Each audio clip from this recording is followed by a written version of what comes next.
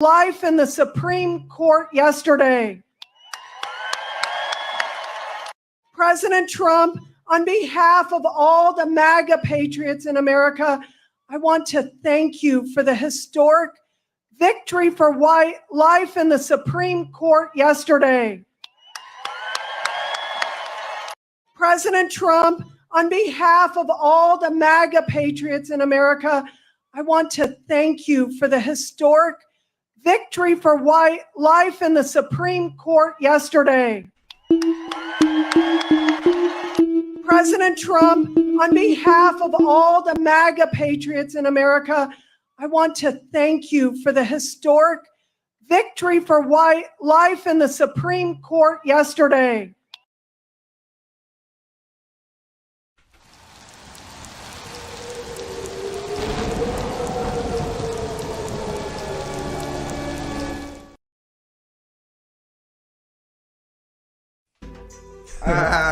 Yeah, man. That's hot shit right there, man. So what we gonna do? We gonna dub?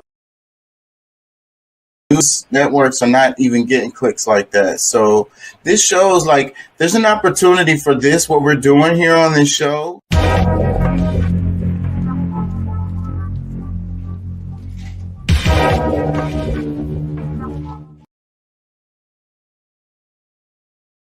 Look up something to back check, kind of like cross reference. Yeah, I should put the. Hey, look that shit up. That's the name of your show. Yeah, that's right. What really drew me in. Remember, we want you to be an activist, and don't take our word for it. Look that shit up. Pulley.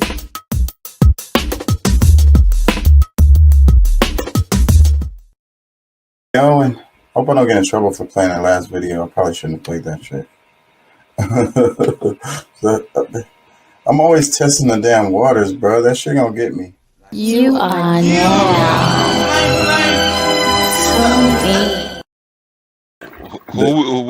Who and what are we gonna complain about tonight? You are now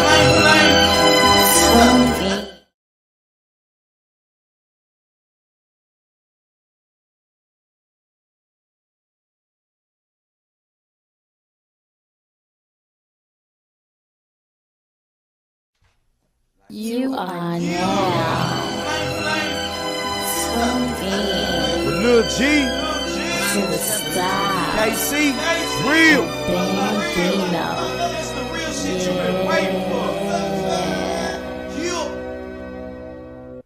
Sit by myself and I think about my life, and I think about my past. I be like my future shy.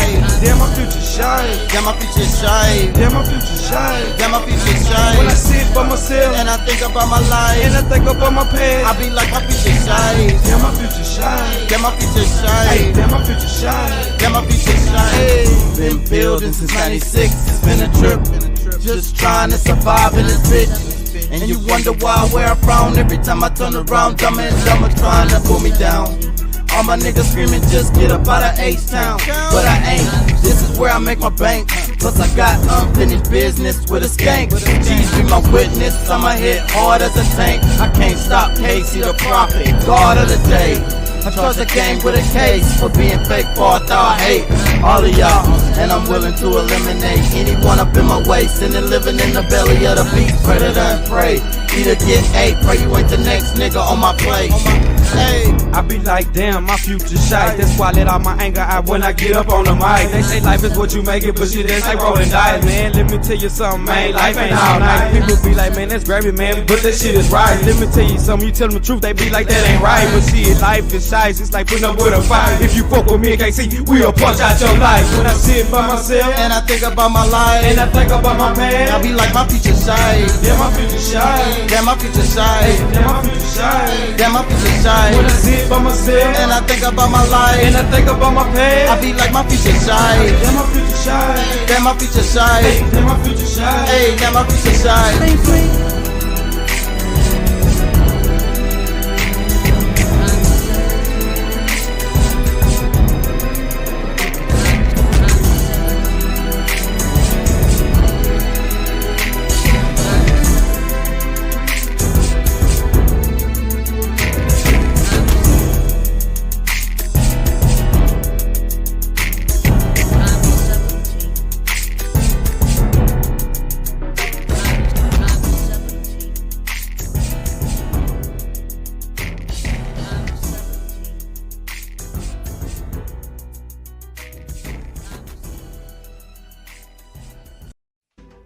Yeah, man. That's hot shit right there, man. So what we gonna do? We gonna dub that? Yeah, man, let's do it, dog. Let's get it done, dog. You know what I'm saying? It's hot shit.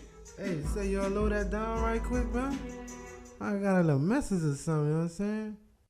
Hi, this is Dr. Nicole calling from Fort Plaza Hospital to inform you that Catrell Williams has died with multiple gunshot wounds to the head at 4:45 a.m. Man. For further information, you can contact the hospital at 713-225-8618. Man, these niggas fucked up. Oh my God, yo, fucked up. Black bandana, finger on the hammer. You won't see these apes go bananas. Ride with the heat, ride with the heat, ride with the heat, ride with the heat. Yeah. Black bandana, fingers on the hammer. You won't see the shit go bananas. Ride with the heat, ride with the heat, ride with the heat, ride with the heat. Yeah. Motherfucker gotta die. You gotta die, motherfucker gotta die. Go banana, my fingers on the hammer for you nail type niggas. I'm a jail type nigga. Give a hell about hell, my nigga. Flame was doing fine till they killed my nigga. Now I gotta touch him up, rough him up, fuck him up, fucking stuff at his family. Killing his people randomly. Man, nigga gon' handle me. Him a nigga, he ain't die in vain. I'ma ride on his name and shoot 5 in the sky. And them niggas who killed him must be ready to die. They could give me the chair because I'm ready to fight. Real niggas ride when they grown and they niggas is gone. Pull out a whole 40, taking skies to the dome. Yeah, black bandana, fingers on the hammer. You won't see the tapes go bananas. Ride with the heat, ride with the heat, ride with the heat. You gotta die, motherfucker. Black bandana, finger on the hammer. You won't see this thing go bananas. Ride with the heat, ride with the heat, ride with the heat. You gotta die, motherfucker. That was my nigga since a little boy. When we was playing with them little toys. And now I got a kill boy. He was a killer gorilla. He taught me everything. Swear to God on my mother, my brother, the chopper sang. Hey, any nigga who I thought who did it. I'm coming, homie, and I'm coming to get it. What? I smell revenge is all in the air. I'm bucking at your kids cause the boy don't care. You ain't care when you took my nigga life. So I'ma show you what the pipe and the other side like. Yeah. Die, motherfucker, get the fuck out of here. See my partner gone, he got the fuck out of here. Cause the pussy niggas just like you. I'm a gorilla piranha like him, I'm about to bite you. Don't wanna fight you, hit you with that pipe, dude. Show you what the other side like, dude. Hey, it's not a game, man, you know what I'm saying? I'm a real nigga, you know what I'm saying? I believe when a nigga take my nigga, you know what I'm saying? I'm taking his nigga, I'm taking his family, I'm taking his sperm, I'm taking his kids, cause I'ma shoot him in his nuts, you hear me? Real gangster.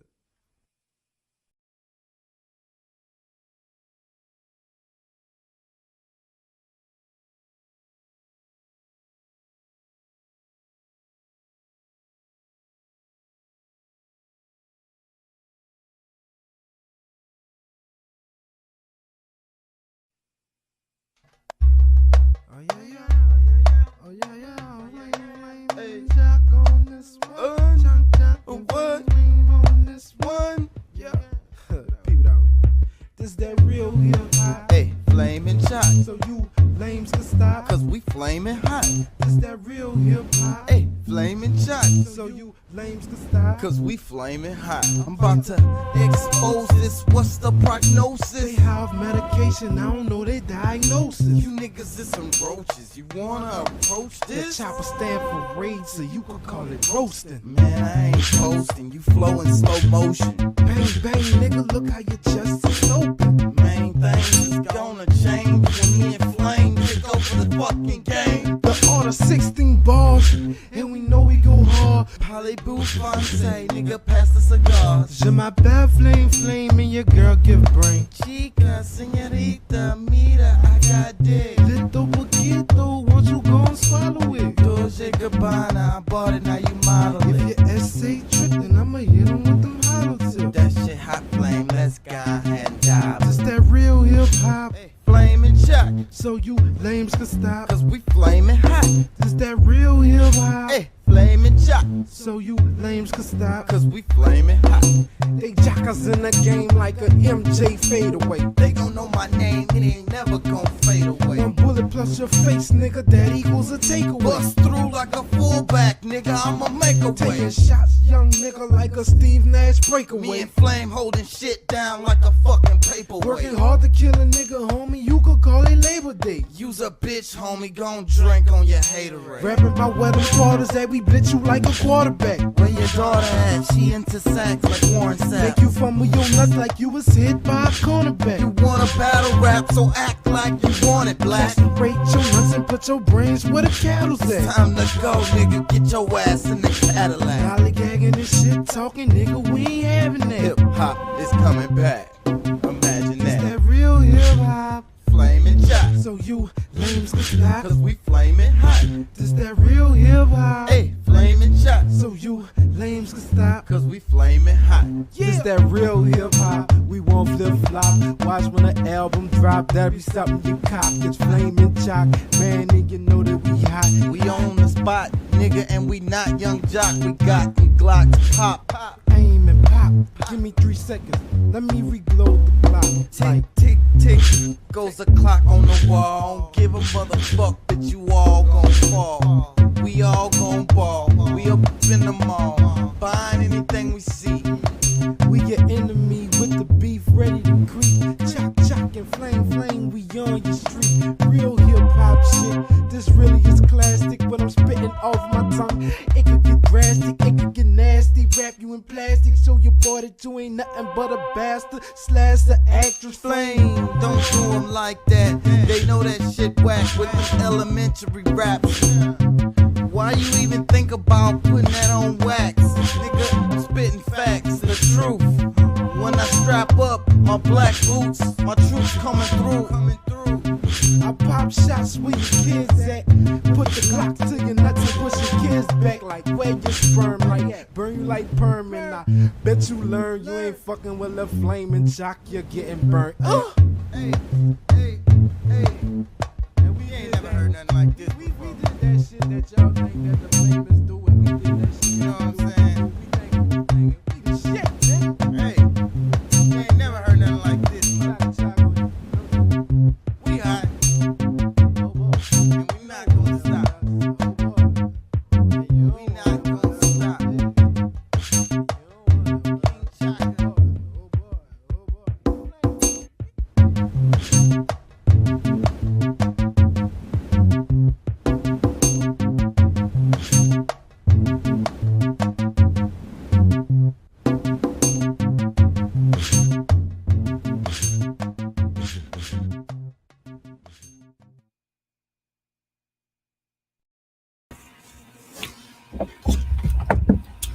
Hey, how y'all doing out there? How y'all feel? Remember, we want you to be an activist. Don't take our word for it. Look that shit up. How do y'all feel tonight? Y'all feel good? I'm here a bit early than normal. Just a little bit early. I want to try to cover some of the stuff that I didn't cover earlier in the week, or one of the shows got blocked and all of that stuff. So I kind of want to touch on some of that stuff and whatever pops up. So that's what's on the agenda today. And I'm gonna start off slow like I normally do and give people some time to get in here. I'm pretty sure we'll get some people in here tonight because I'm not so freaking late. When I come on really late, it's hard for me to expect anybody to join because I freaking, people got lives. They ain't gonna sleep and stuff. I'll be up all night doing this. I can't expect nobody. And all the content that I produce, like I can't expect no one to consume all of this stuff. So I appreciate you guys giving me whatever time y'all give me. I appreciate you guys tuning in whenever y'all tune in. Oh, let me put up my thing because it does cost money to do this show. Literally, it costs me money to do this show. So if you guys enjoy the show, y'all want to support, chunk some change to your boys' Cash App, King Shaka ENT.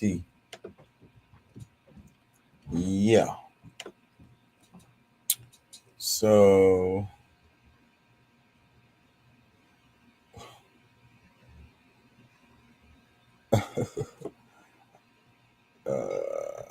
okay.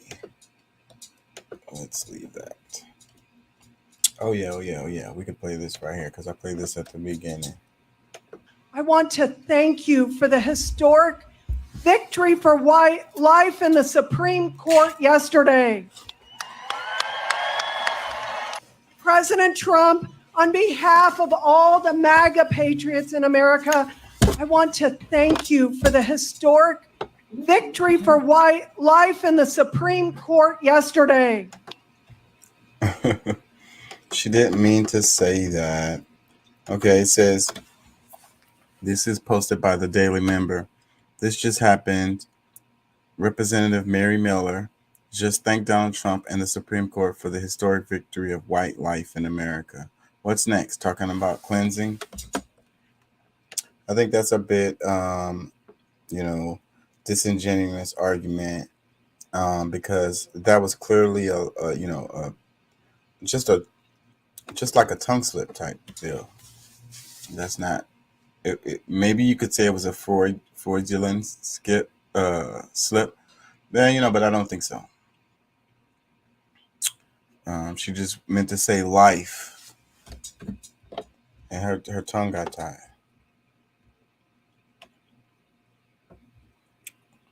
Breaking. The Pentagon has stated that any abortion laws enacted as a result of the Supreme Court's decision will not be recognized. What?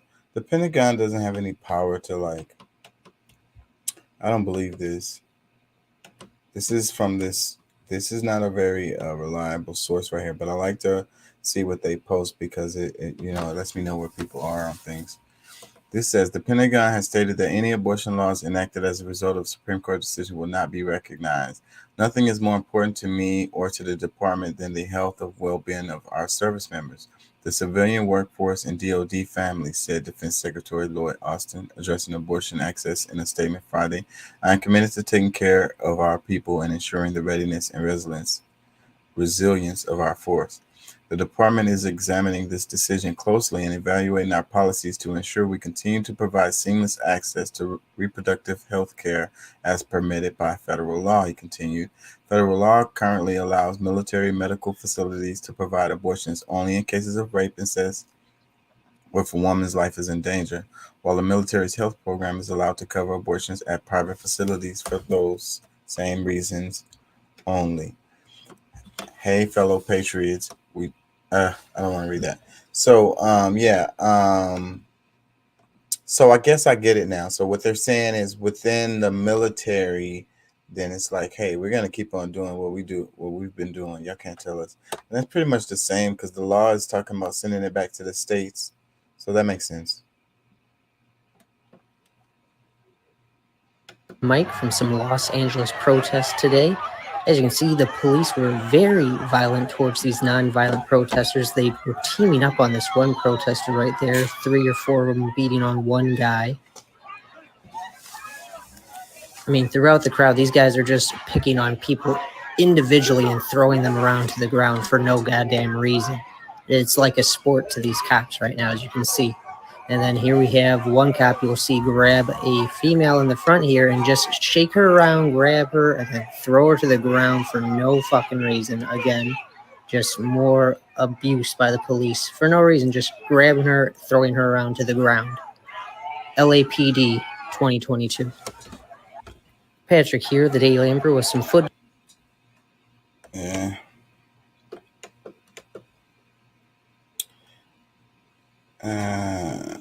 Some debauchery there. We're going to avoid the debauchery as much as possible. The Natural Springs Kitchen and Manicaran Manai HP.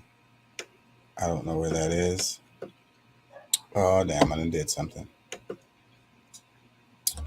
So apparently there's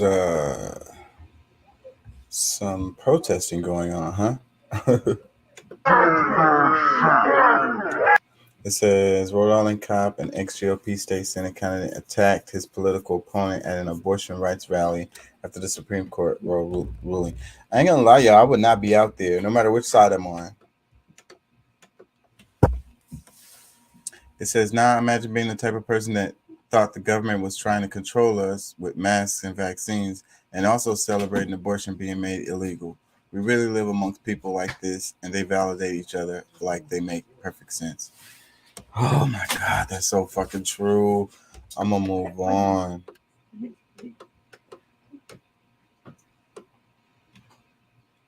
Try not to piss too many people off here. Oh, that video, I mean, that clip is apparently viral, huh?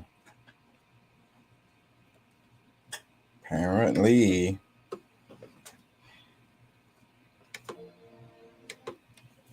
Yeah, it is my birthday. Yep. It's all black people posting that post too.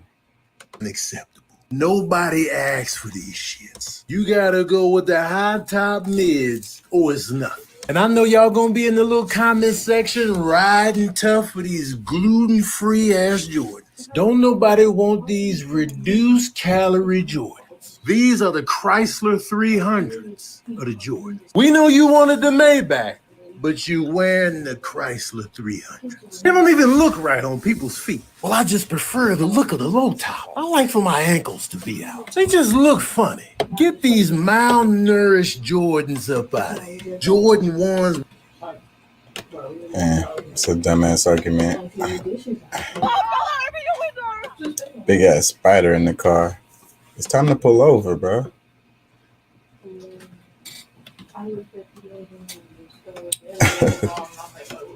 Dang, that clip keeps on popping up.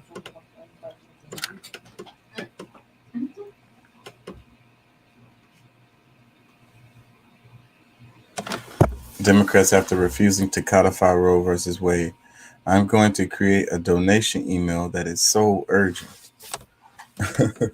Donate to abortion funds, not Democrats. Oh, the liberals. You gotta love them. Gotta love the conservatives too, you know? Hey, nobody's left out. Y'all both suck.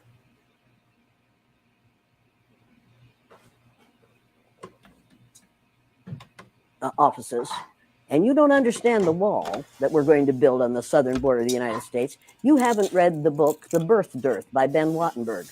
Ben Wattenberg was a brilliant Jewish man who was a member of the American Enterprise Institute, and he wrote a book, the first paragraph of which says, the main problem confronting the United States today is there aren't enough white babies being born in this country. He was an advisor to presidents of the United States. He wrote the book in 1987. He says if we don't change this and change it rapidly, white people will lose their numerical majority in this country, and this will no longer be a white man's land. Now, I'm not misrepresenting this. I'm telling you almost exactly what he says. He says there are three things we can do to solve this. Number one, we could pay women to have babies, as they have been doing in Western European nations for years. Then he says, and these are his words, not mine, unfortunately, we would have to pay women of all colors to have babies, so we don't want to do that. He says the second thing we could do is increase the number of legal immigrants that are allowed into this country every year. Then once again, he says, unfortunately, the vast majority of those wanting to come to this country today are people of color, so we don't want to do that. The third thing he says, and women had better pay attention to this, 60% of the fetuses that are aborted every year are white. If we could keep that 60% alive, that would solve our birth dearth. Does that sound like racism to you? Can you talk a little bit about the trauma associated with the trauma? If you don't understand the destruction of Planned Parenthood offices, and you don't understand the wall that we're going to build on the southern border of the United States, you haven't read the book The Birth Dearth by Ben Wattenberg. Ben Wattenberg was a brilliant Jewish man who was a member of the American Enterprise Institute, and he wrote a book, the first paragraph of which says, the main... I ain't gonna lie, that lady sounds like she's touching on what it is, and I feel like Handmaid's Tale. That's what I see, and so that's not really racial, and it totally flips the whole thing on the head on what people think the point of all of this is. You know what I'm saying? It could be that what she's saying, more white babies. The baby isn't a human being until it's born. Fetuses are actually parasites. They're parasites of a woman's body. Do you feel like Roe v. Wade was constitutional in the first place? I don't care about the Constitution, to be completely honest. I really don't care. I think we need to pack the court now because we need to get it back to the middle. How are we United States of America? That makes no sense to me. We need to change the name of this country. So people are chanting abortion saves out there. How do you explain that? It doesn't. Abortion doesn't save? No. How do you explain that to people that might be on the other side about, babies getting ripped limb from limb? I don't think I need to explain it. They can research. What about the baby's choice? How do you respond to that? The baby isn't a human being until it's born. Fetuses are actually parasites. They're parasites of a woman's body. Do you feel like Roe v. Wade was constitutional? That wasn't balanced at all. Danny Glover and his wife just out here enjoying life. Age don't stop fun.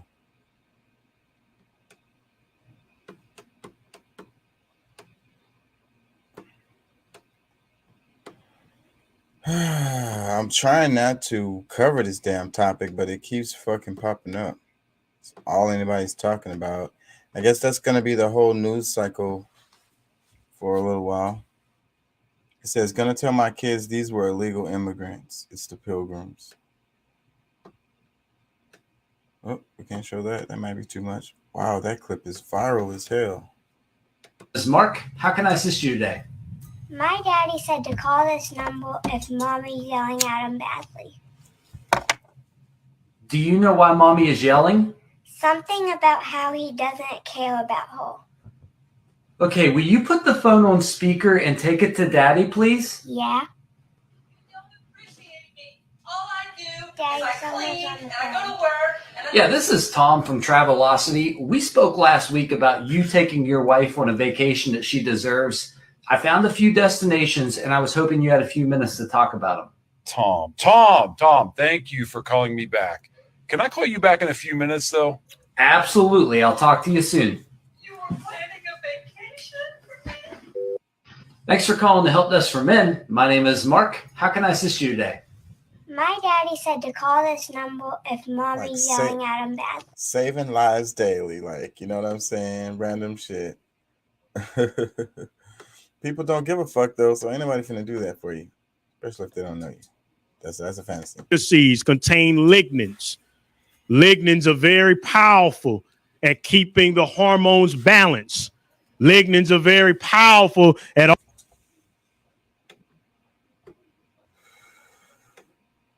Man, that whole thing has totally turned into, I'm not gonna even say because everybody's gonna be mad at me. So I'm gonna save that.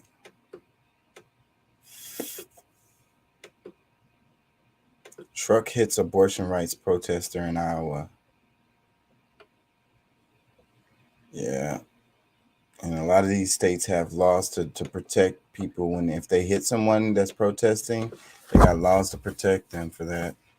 So they can get away with that.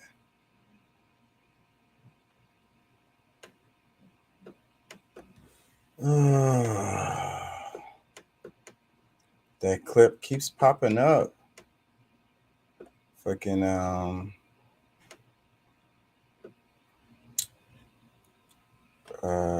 I want to get into it, but I'm gonna stall a while longer. You talk, I will beat your ass. You ain't gonna talk to her like that. I will beat your ass. You talk to me like that. You're not gonna disrespect a woman like that, bro. Come on, she telling you. Everybody's saying they're sorry. Let her go, bro. She telling you she's. Boosie. It's funny how Boosie be so calm, but he's serious as hell. That's how it is when you grow up in a war zone, bro. It don't matter what happens, bro. You're not surprised. And you're not going to be phased. You're just going to be like, okay, what do I need to do for this situation?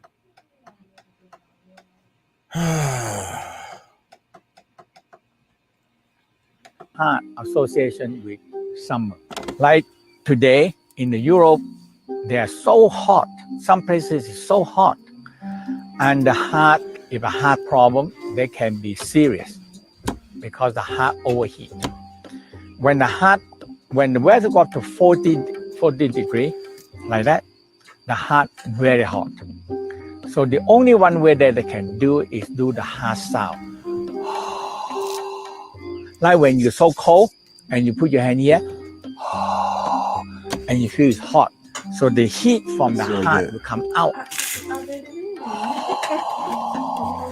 So you feel the heat from the heart out 3 or 6 times and feel your heart calm down, smiling, feel calm and relaxed. Don't even taste it. Heart is fire and the heart association with summer. Like today in the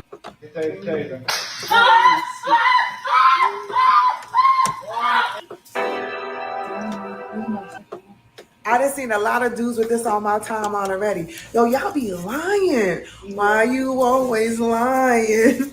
Why you always lying? Yo, these filters is OD.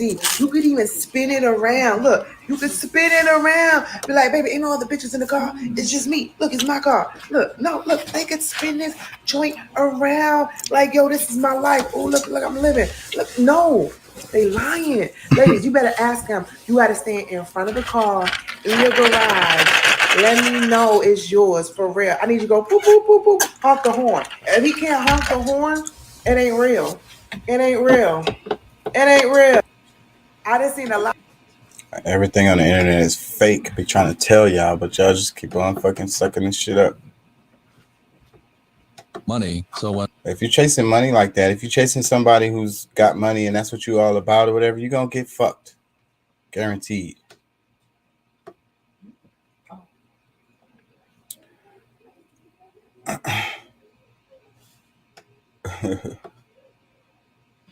Anyways, y'all.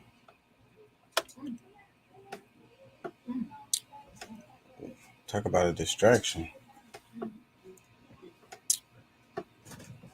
Try to give it a little bit more time. Control their own body. And my response is, I do trust women enough to control when they allow a man to ejaculate. So inside of them, and to control that intake of semen. So that may be inflammatory, but I think as a legislature, we have the responsibility to create a legal framework that is friendly and supporting rights. But I clearly don't trust women enough to make choices to control their own body. And my response is, I do trust women enough to control when they allow a man to ejaculate. What is she saying? Because I'm really like, okay, it says this is crazy. What the F? Okay, I'm not the only one that's really not getting what she's saying because I really didn't get it. No comment needed.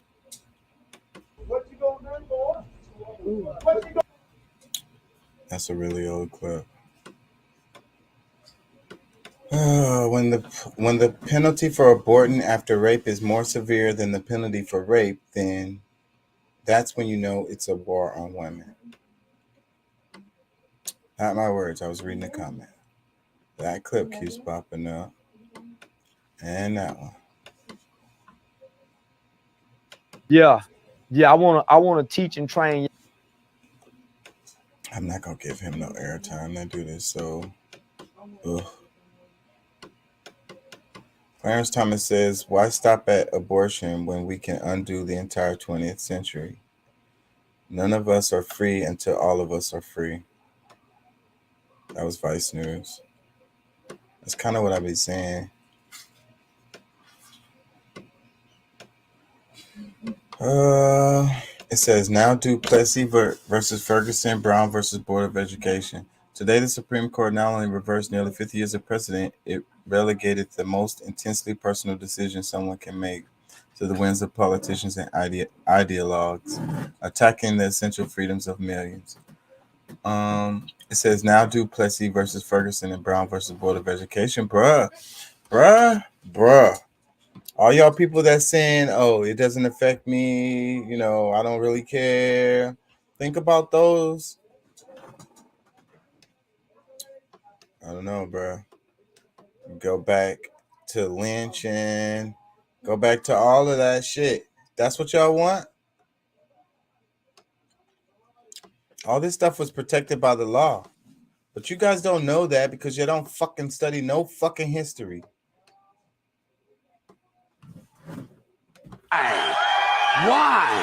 Why is it that most of the people who are against abortion are people you wouldn't want to fuck in the first place, huh? It's funny how George Carlin always pops back up. And it doesn't matter what happens. He's got a quote for everything.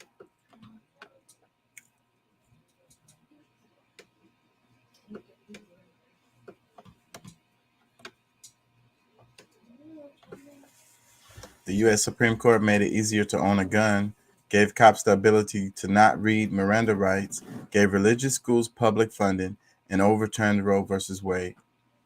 Welcome to conservative America. And then it says, never vote Republican again. There y'all go. Because so that's your answer, right? Your answer is to vote Democrat. That's your answer to this. How do you think that's going? How has that worked out for you in the past? School. I know this isn't your usual thing. What? I don't know what the fuck. I don't even care. President Trump. That there are also actions at President Biden's disposal that he can mobilize. Aren't there? I'll start with the babyest of the babyest of the baby steps. Open abortion clinics on federal lands in red states right now. Right now. That there are also actions at President Biden's disposal that he can mobilize. Aren't there? How much y'all want to bet that that's going to happen? Y'all think this shit ain't unraveling? President Trump, on behalf of all the MAGA patriots in America. If y'all think this shit ain't unraveling and falling apart, you are crazy. No wonder they got y'all twiddling y'all thumbs on Twitter and TikTok, Facebook. You ain't doing shit. Twiddling your thumbs. Meanwhile, they taking... The house is on fire, bro. Stop twiddling your thumbs, bro. It's time to grab a bucket of water or something. Or run. Like, it's time for action. Bruh. And voting Republican ain't the answer. Voting Democrat ain't the answer. How has that worked in the past? Come on, you guys. What do they say the definition of insanity? Doing the same thing, expecting different results.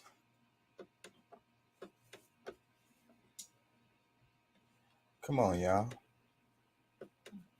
All right, this shit is the same shit. So,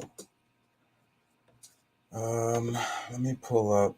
I think what I want to do is play some of the video that they blocked, because I really feel like it was good. I'm gonna make some, damn, what the fuck happened? I'm gonna make some clips of it anyways. See, they're giving me a hard time. Hold on. I'm gonna make some clips of it anyways. What the fuck? Let's do history. Can it? Nope.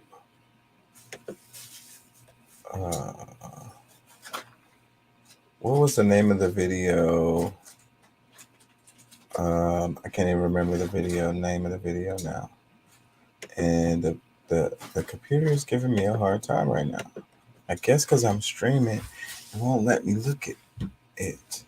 Let me see. There's another way to do this. Let's go through Rumble. Is it on Rumble? Give me a second, y'all. Yeah, wait. No, that's the one from last night. Okay, yeah, it is here. It's funny how they didn't block it on Rumble. Give me a second. I don't know if you guys, who's ever here, saw any of this because they blocked the video.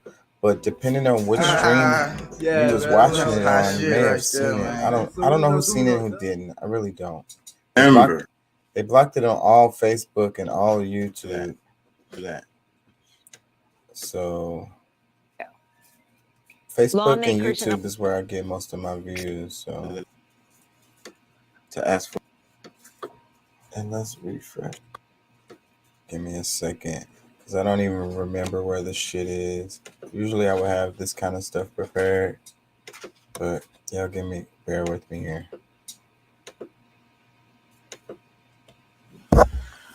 What is it doing? Is it loading still? Comment, it says, another one, it says, my heart goes to Afghanistan. Another one, I was in mainland China on the 10-year anniversary of Hong Kong returning to Beijing control. Hold on, y'all. I think I gotta let it load or something. Over into mainstream music and being a... We gotta be careful because the same shit that fucking triggered it is in here. That sucks. I can't fucking see it when I'm scrolling. There's gotta be a better way to do this, bro. You're killing me.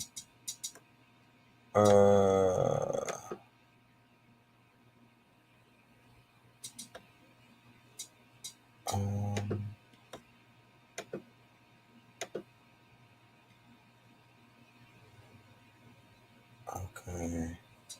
Give me a second. I'm getting there, I think.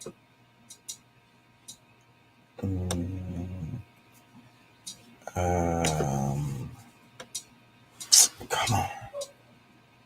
Okay, here it is. It's blocked, but I should be able to watch it because it's my video. Hold on. Let me see.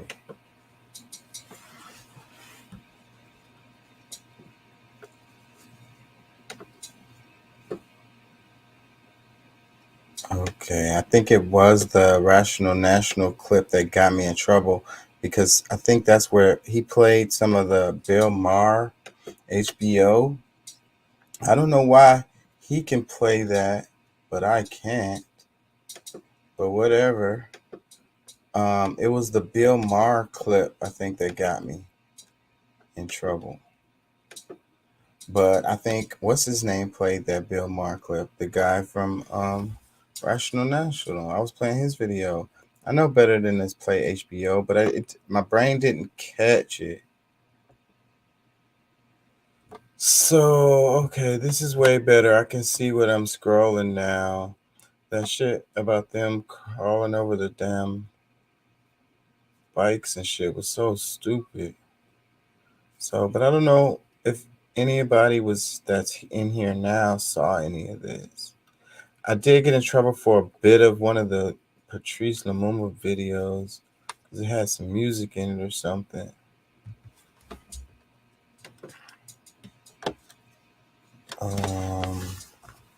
Where is everybody? Come on, you guys.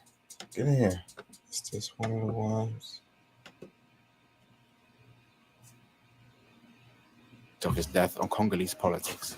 From the late 80s, described as one of the most significant assassinations in modern African history. My bad, y'all. I really want to catch the beginning of this particular video. What happened? Maybe the return of Jesus. Okay, this is me reading comments, people.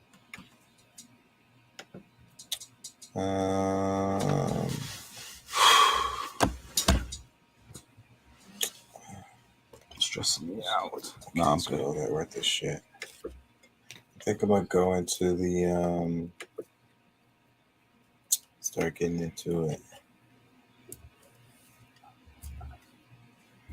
YouTube. The lights are shining so bright in my eye. History.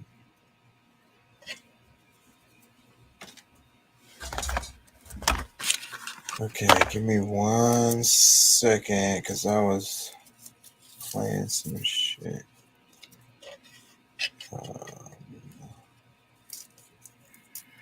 Okay, Patrice Lumumba.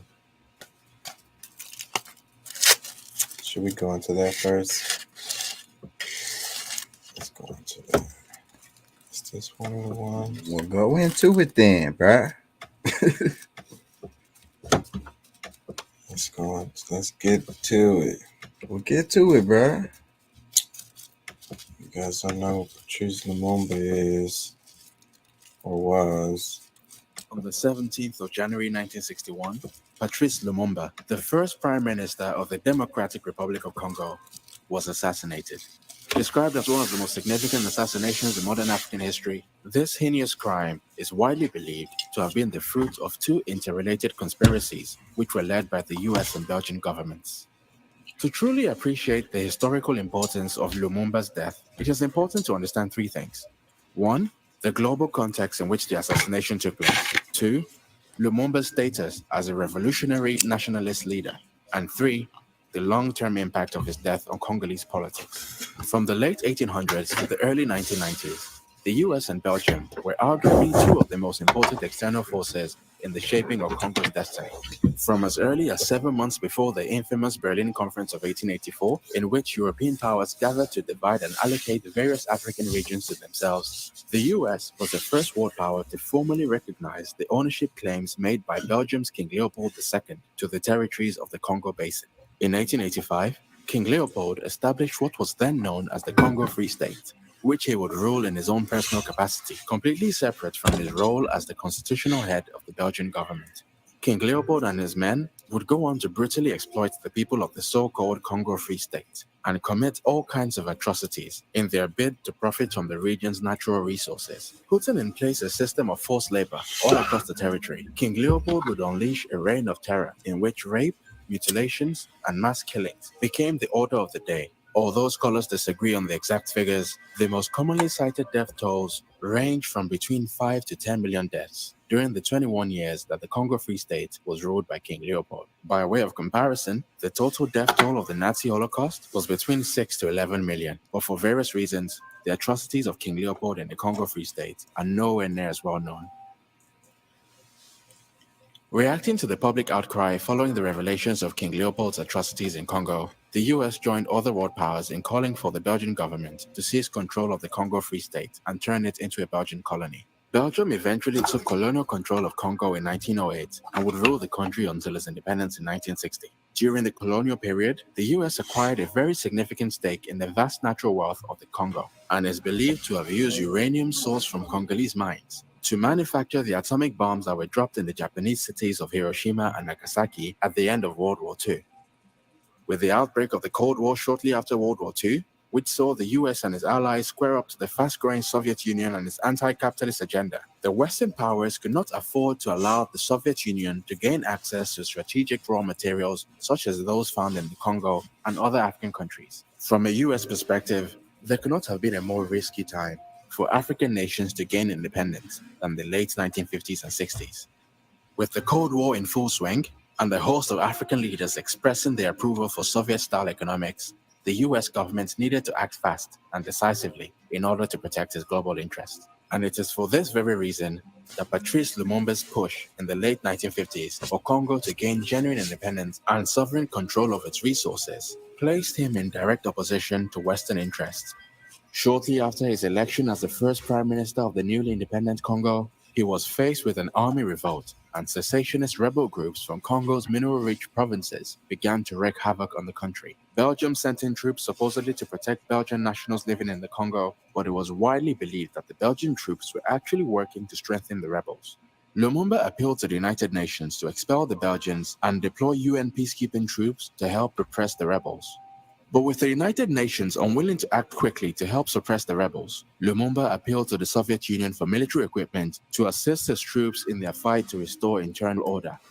This move would set the Western powers into panic mode, and the CIA, MI6, and Belgian security operatives would all allegedly begin plotting to bring an end to his premiership.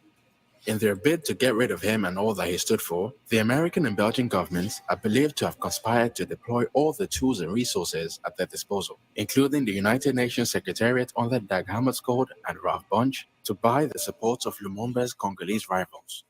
within just under 7 months after the country gained independence from Belgium, and his appointment as the country's first prime minister. Patrice Lumumba was seized and executed by Belgian and Congolese operatives of the newly installed military government led by the infamous Mobutu Sese Seko, a government whose entry into power is believed to have been backed by the US and Belgian governments, acting in collaboration with key UN officials.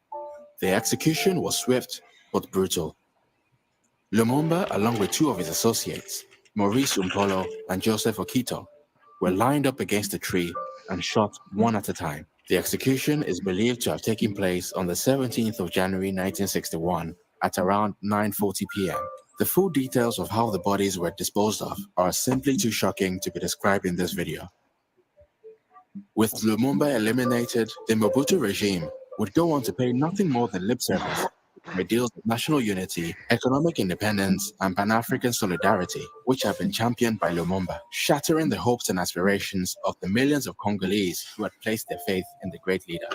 The assassination was against the backdrop of great political turmoil, as the country was greatly divided, with 4 separate governments, all laying claim to legitimate control of the territory. The first was a central government in Kinshasa, which was then called Leopoldville. The second was a rival central government led by Lumumba's followers in Kisangani, formerly known as Stanleyville, while the third and fourth were led by secessionist leaders hailing from the mineral-rich provinces of Katanga and South Kasai. As the physical elimination of Lumumba had removed what Western powers saw as the major threat to their interests in the Congo, they subsequently directed their energies towards restoring and growing the authority of the pro-Western regime in Kinshasa over the entire country, and effectively snuffed out the Lumumba-inspired rival Kisangani government in August 1961. The other 2 rival governments would also subsequently be snuffed out. The South Kasai regime was disbanded in 1962, while the Katanga secessionist group was suppressed in January 1963. With the unrivaled support of his Western allies, the Mobutu regime would go on to rule Congo with an iron fist for over 3 decades, unleashing an almost unrivaled reign of corruption, terror, and financial mismanagement that would plague the country for years to come. Due to his relatively short political career, the full impact of Lumumba's legacy could be rather hard to fully quantify. His death in 1961 was seen as a huge blow to African nationalist movements at the time, but it ultimately fanned the fire amongst other African revolutionaries to continue in their fight against imperialism. Numerous historians have also cited his death as a major contributing factor to the radicalization of the American civil rights movement in the 1960s. And even till today, Patrice Lumumba continues to be revered as a symbolic representation of the Pan-African struggle for liberation, and his ideas have been canonized in a political ideology known as Lumumbism, a complex doctrine which can be best described as a combination of nationalism, Pan-Africanism, and social progressivism. His life may have been brutally cut short, but his spirit certainly lives on. What's up, Deuce? Hey, what's going on, bro? How you feel, man? Oh man, feel a lot better. A lot better. That's good. Yeah, you got you some rest and shit?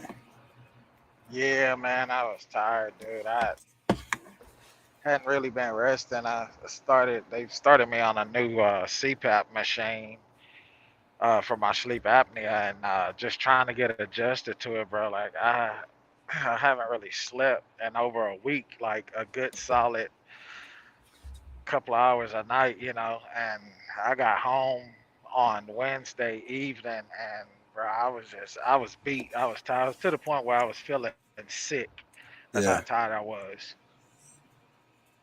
So, well, yeah, man, I woke up every morning to the messages about the live stream, man, but I was out, bro. Shit, I ain't tripping, man. Get you some rest. What was I gonna say? Patrice Lumumba. Had you heard some of that stuff before or whatever that I was playing just now? No, this is my first time ever hearing about him. And honestly, I know it's probably a shame being 35 years old and never heard of this before, but it's my first time ever hearing of it. Yeah, they don't teach you about this guy, and that's why I bring his name up all the time, because everybody should know his name. It doesn't really matter what race, color, creed you are, even where you're from. Everybody should know who this guy is and what happened to him. So yeah, I went into it pretty in depth in the other video, so that's why I don't really want to make comments. Let me play some of this. Once again, it's KB Taiwo for New Africa. Please like, share, and subscribe. And until next time. Man, if y'all don't know the Patrice Lumumba story, that broke it down really good. That was a great video. New Africa is the name of the channel. Let's read some comments. It says, we Africans must study and understand African history. Another comment. It says, I'm playing the video from the other night because this one got blocked. Nobody saw it, I don't think. Okay. Because I'm from Egypt, and I must say that I am deeply disappointed that we do not learn about Lumumba in school. He is a true African hero, an inspiration for an entire continent. Another comment, it says, being of Congolese descent, I seriously think the man's death eventually resulted in millions of deaths, including my family members. Ooh. The evil committed in Africa has not well been documented. Another comment, it says, sending love from Scotland to all of Africa. Lumumba and Sankara are two of the most incredible leaders of all time, who truly cared about their people and were completely unselfish. I hate that in the West, we are not taught about all of the amazing things in Africa. We are only taught about the poverty, yet it was Western interference that caused it. And that's what I be screaming all the time. And if people were just more educated, it's so clear. They be like, oh, they just can't get their shit together. African countries can't get their shit together. Venezuela can't get their shit together. Guatemala can't get their shit together. You don't know what you're talking about. Let me read some more. It says, Leopoldville, Jesus Christ, that is like having a city in Poland named Hitlerville. Let me read another one. It says, African history makes me angry. I've been to Congo and seen how scared the nation is. Belgians and U.S. citizens control the minds and the nation to date. So much civil unrest in the region, and the poverty in the region is extreme. It's inhuman what the West has done to what the West does to us. More comments. As an Irishman, that was incredibly interesting. I know next to nothing about African history, apart from being taught the basics of imperialism in school, where it's almost presented as a good thing. It was very interesting to see the history from the other side. Itchy. Let me read some more. Well, I wanted to ask you, I don't really want to go too far into it because maybe I'll play some of that. That'll be interesting. Hold on, let me do that because I think that'll be cute. My sister jumped on the show last night and pretty much dug in Pat's ass, man. We was talking about the Roe versus Wade being overturned. Oh wow. And you heard about that, right? Dang, so they were able, it didn't get, Roe versus Wade didn't get passed. They basically kicked it out like with Leap, right?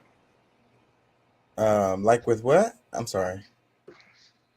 I say it got kicked out, right? Yeah, it's over. It's out of there. Yeah. It's overturned, bro. It's kicked back to the states, basically. So the states can determine whether it's legal or not.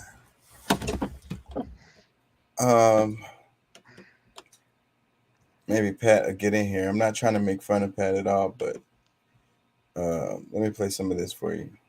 Ongoing story. People, that, are prone to be more irresponsible will argue this fact or try to make it seem like, it's righteous for these abortions and this.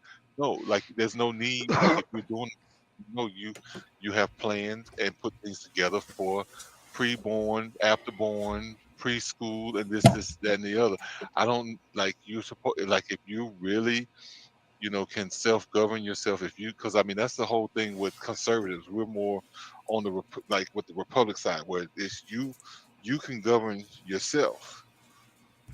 You should be able to govern yourself. But if you're out here making stupid mistakes and I got to come up and figure out a way to take care of the mistakes that you're making, allowing, what I'm saying? Like, I don't get it. You can point the finger as much as you want, but it just be more responsible.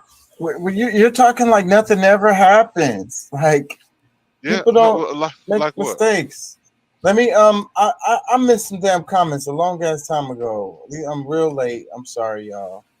It says off with their heads, laugh my ass off. True.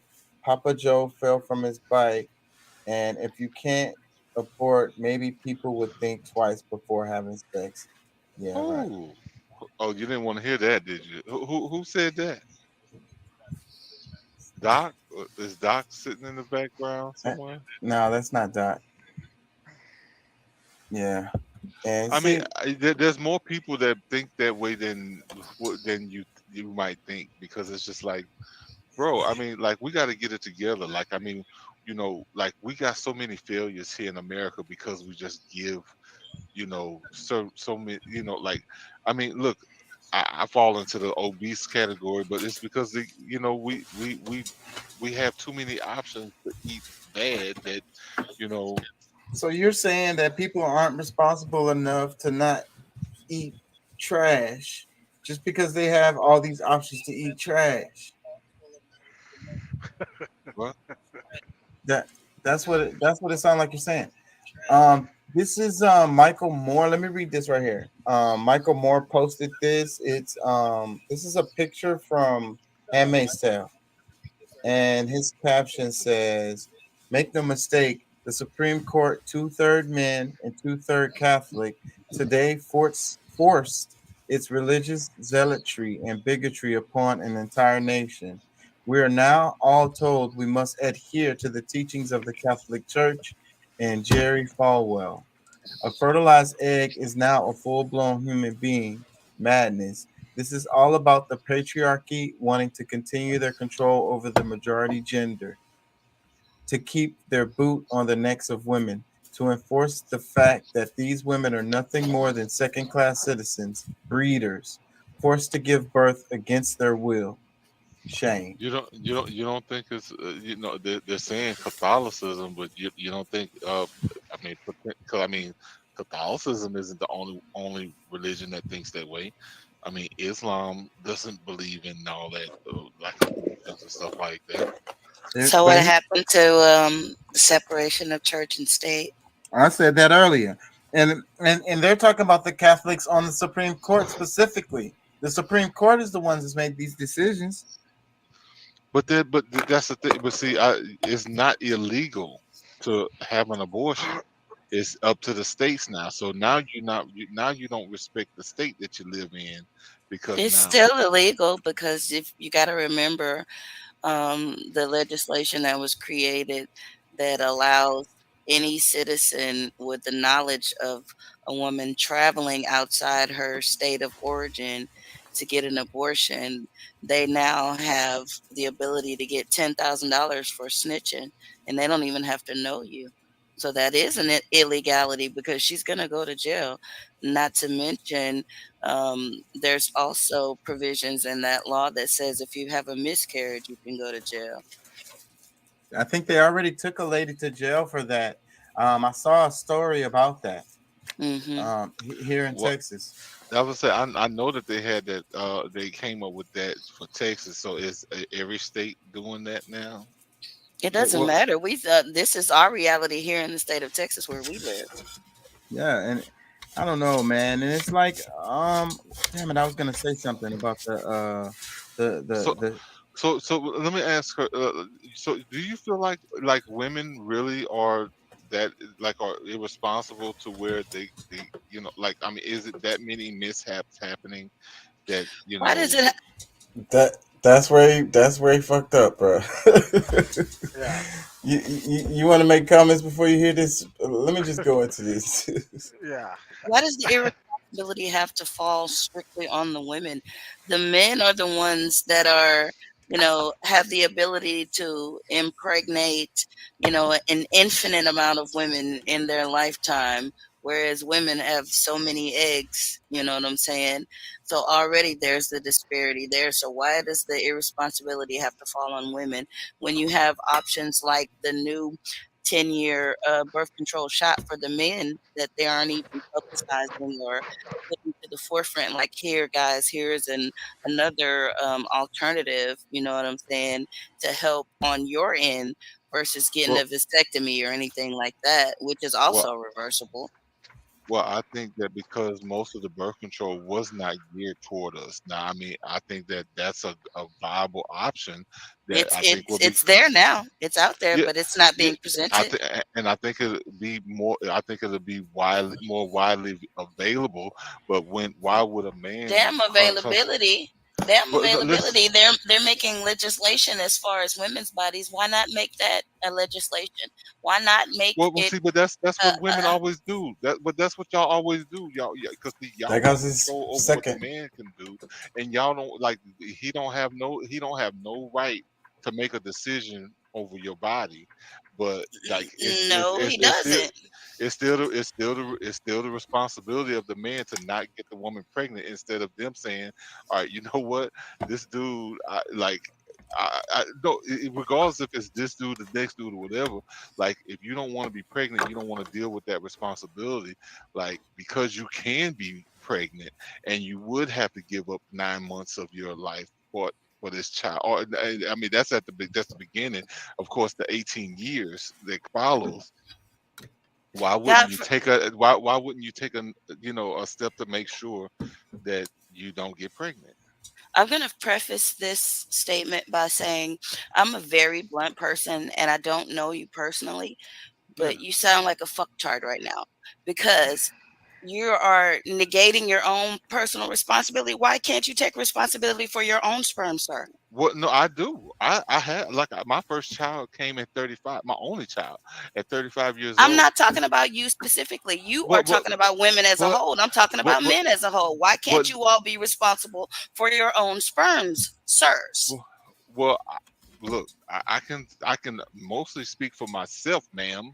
But you're speaking in general as to the women in general. You're speaking about all of these women yes, and lumping them into one. So you got to be able to take the medicine that you're setting on the table. You got to be able to take your own I shot if can't. you want somebody I else to can't. take their shot as well. I can, and it bothers me not because for one, I mean, this doesn't affect me. This doesn't affect me because I've been Which is I've and been that responsible. just I have goes been back. I've That been goes back responsible to with the my whole thing of, sperms. you don't have a uterus, so you really shouldn't have a say about it. And, But I the do whole because point really should be moot. I mean, this thing being cluttered all over my television. I mean, it obviously gives. That's because do you have any daughters? No. Oh man, well you have a very very Well, I special still would. position. I There's a still wouldn't be very concerned. special position for you on a seat in the corner on mute. Man, you can feel the tension. You can see I wasn't saying nothing. What you got? What say you, Deuce? Yeah, I like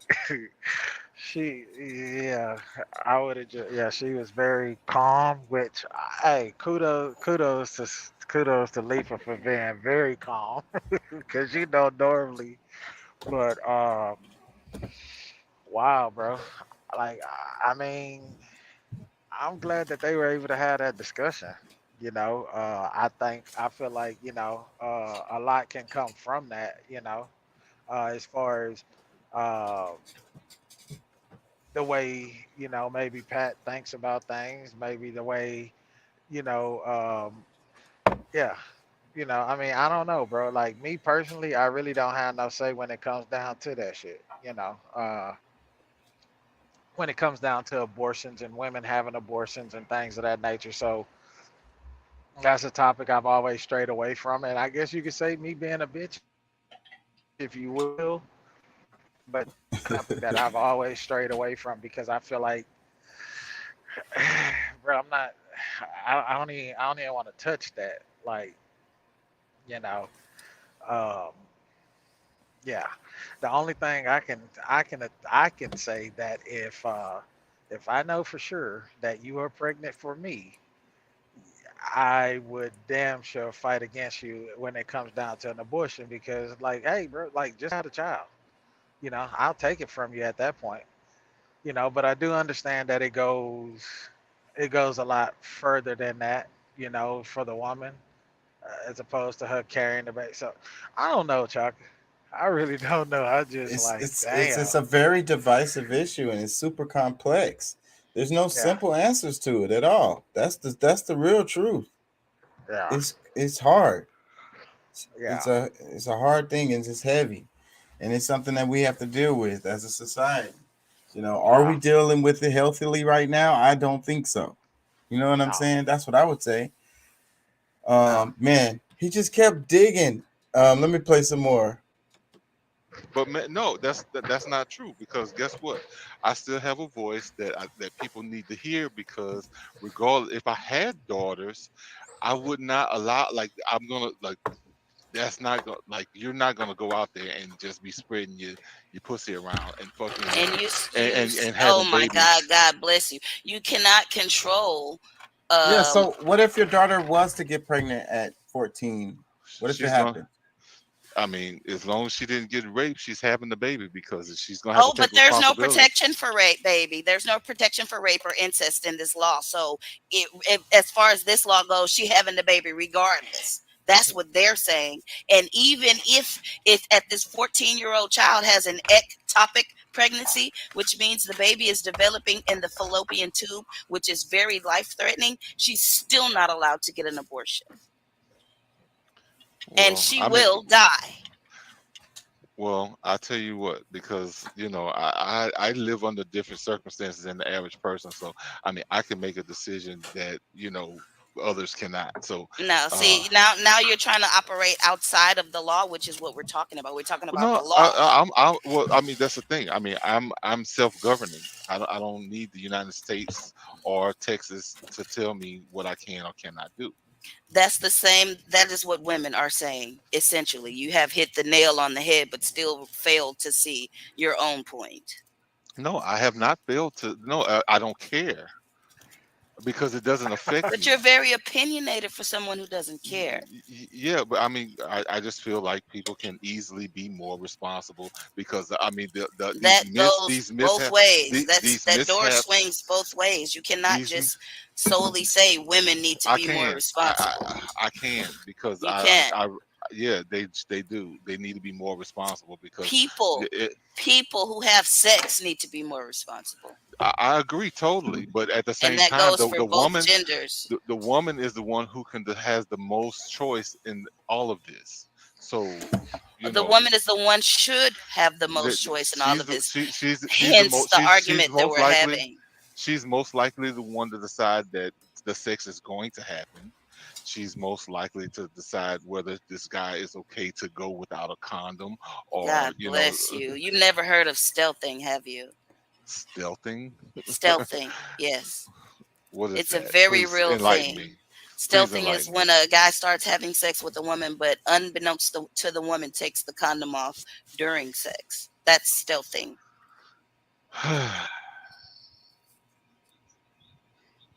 Well, Oh shit. no, I don't know anything about that.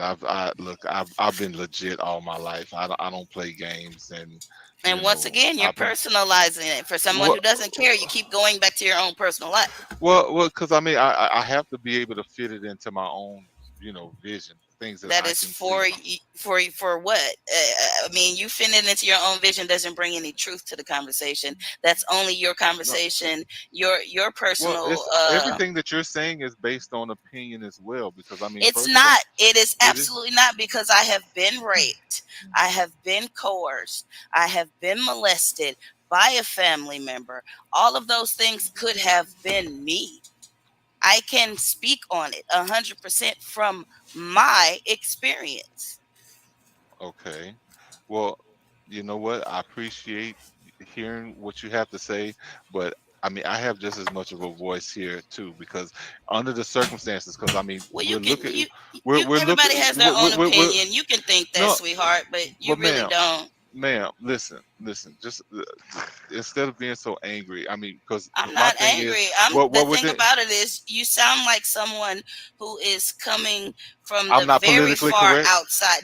You wouldn't even let me finish. because I'm not You sound like someone politically who's correct. you sound like someone who's looking through a blurry window and getting opinions from what you hear outside, not from anywhere inside the situation where you actually can have, from some experience, some wisdom to add to the particular conversation. Well, ma'am, I've been living long enough to have. I've had women who had abortions that, you know, decided, on their own. So yeah, maybe I'm bitter. I don't know. Maybe we can talk. You want to add You that just to said it? you didn't care. No, You what said I'm saying. over and over you didn't care. It's either you don't care or you because bitter. I didn't have any say. Because I didn't have any Chaka, say. I'm gonna need you to interject, my boy. I'm gonna need you to interject. I'm just I'm here for the popcorn right now. But I'm just saying, my boy, you got to be hearing what I'm hearing. I'm hearing you, and you're making the same argument I've been making this whole time, really. That's what I'm saying. Like, I'm here, but from your guest, you got to be hearing the same thing I'm hearing. Just because y'all have the same argument doesn't mean that you're right. I mean, like, look, I mean, we're here now. So I mean, why like, either you do something to make a difference there, or you make the changes you need to keep from being affected by it in totality. Like, it doesn't affect you, so you are on the outside looking in, spitting opinions. well, I told him earlier, I want to talk about when we're going to do something about the fuel. Look, like this conversation, I knew it wasn't for me, but I'm here. I'm glad you came. Y'all can kumbaya as much as y'all want or y'all need, but like, honestly, like, I really look. Women have women have the most decision in throughout all of it. Hey, check this out. No, listen, sir. Just give me 1 minute. We used to rap together and everything. You know what I'm saying? And I'm used to making men speechless, so it's okay. You know what I'm saying? Like, you can calm down, you can relax. You don't have to worry about stuttering or anything like that. I'm on my shit. I know what I'm talking about. And it's like offensive, but it's okay. You know what I'm saying? It is okay. It is okay. But since this affects you so much, like, look, be the activist that we want everybody to be. Do something about it. Oh, what you talking about? Every young girl that I know of, you know what I'm saying, that's in a situation that doesn't have somebody like me in their ear or somebody like Chaka in their ear. I made phone calls and texts to them today. That is my activism. I made sure for them to know that it's real out here in the field, that they don't give a fuck about you, and you might want to just go ahead and close your legs. But guess what comes with that? Guess what comes with the refusal of having sex? More fucking violence. Men already think they control women's bodies as far as partners are concerned. So when you have men and women that have been sleeping together, that have had a sexual relationship and everything, now this law and legislation has come about. The woman says, you know what? I don't want to have any babies. What men? Excuse me? I'm just. I mean, you with the idea, what you just said. I mean, I live in the real world of reality. I keep up with news from around the world and all around America, and especially women's issues and the violence that is perpetrated against women already, without the added factor of refusing to have sex because she don't want to get pregnant. It's already deplorable. Now, just imagine the numbers of domestic violence that is going to come about because of women refusing to have sex with their husbands, boyfriends, partners, whatever. Wow. It's not a laughing matter, sir. No, it is not a laughing matter. Because I look, you know what? The real world that you live in, God, thank God, I don't live in that one. Well, we live in the same world, sir. Do we? Chaka, I had to jump on this one because it's like a world issue or whatever, but I can't do it. I love you, brother. Keep doing your thing and everything. You know what I'm saying? It's hard to do this. It's a struggle. Yeah. Handle your business. I'm proud of you. I love you. Keep up the good fight and all that other good shit. But I can't do it. All right. Peace. Good night. All right, love you too. That was a painful segment right there. It was hard to get through. What you think? Damn, bro.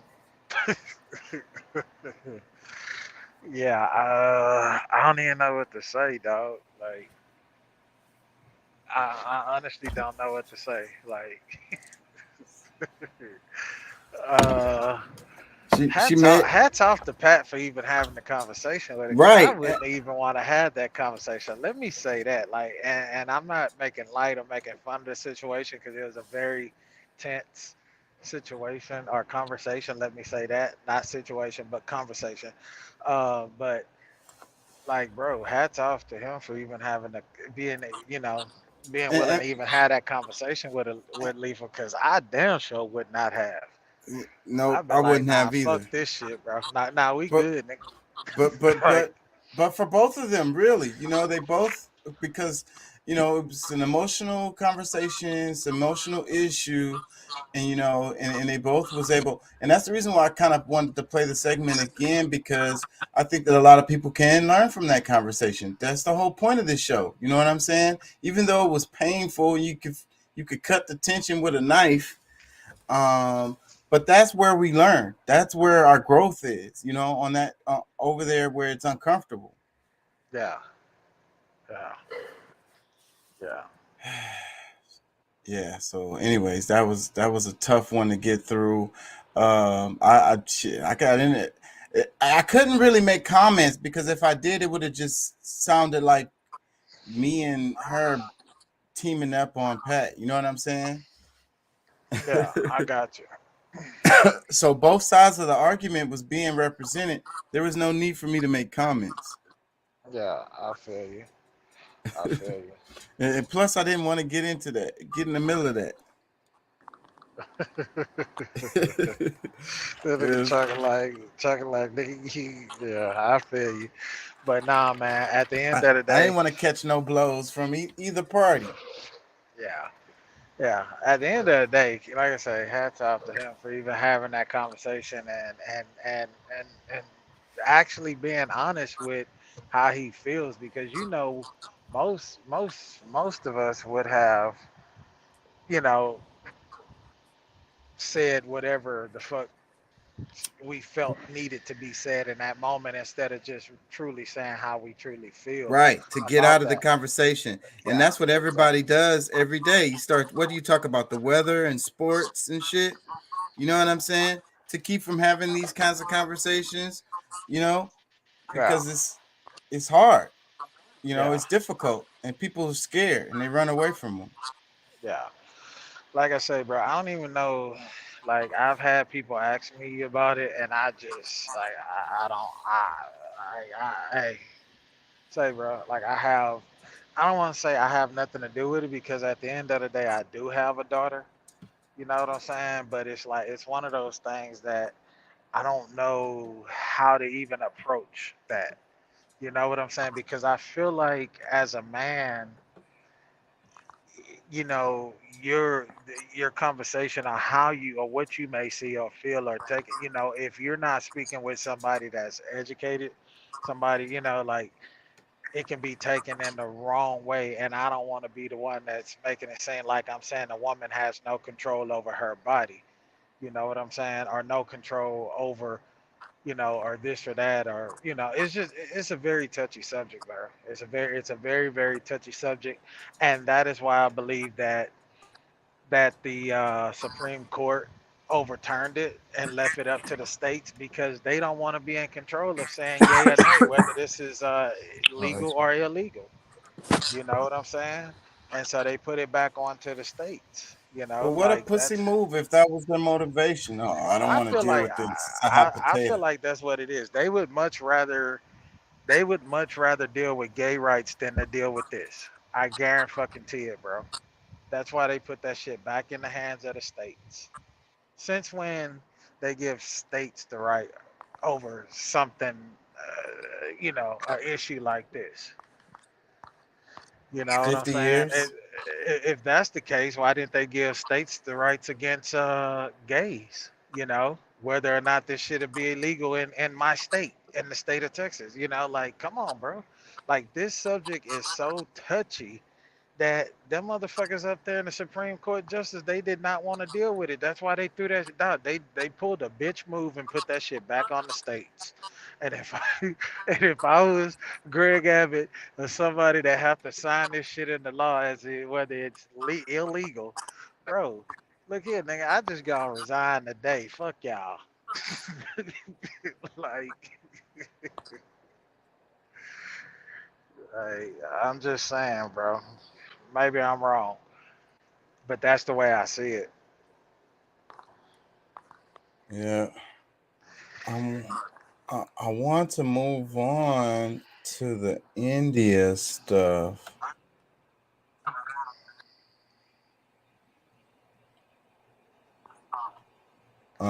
The Muslims in India. I covered it in that video too, the one that was blocked. Anybody want to make comments?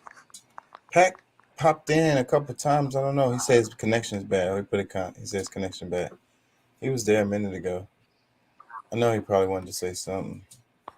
But I kind of want to move on. I don't want to talk about that topic because we talked about it for 2.5 hours yesterday. So I don't want to spend too much time on it. But I did want to go back over the Muslims in India thing because let me see. I know people don't know about this. Can I get away with playing this? Hold on, let me see. Was this the HBO segment? Jubilee? I don't think so. Tonight.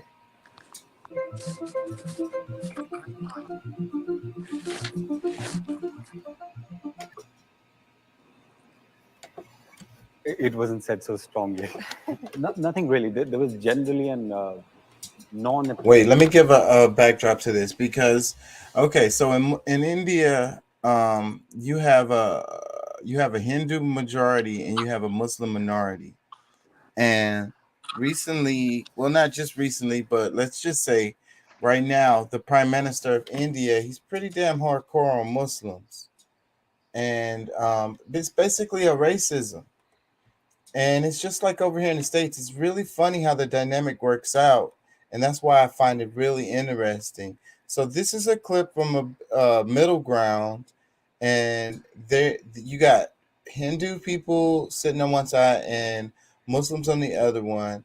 And then they're just kind of like talking about their thing. So, I mean, you kind of got to listen and try to get into it a bit. Let me play some.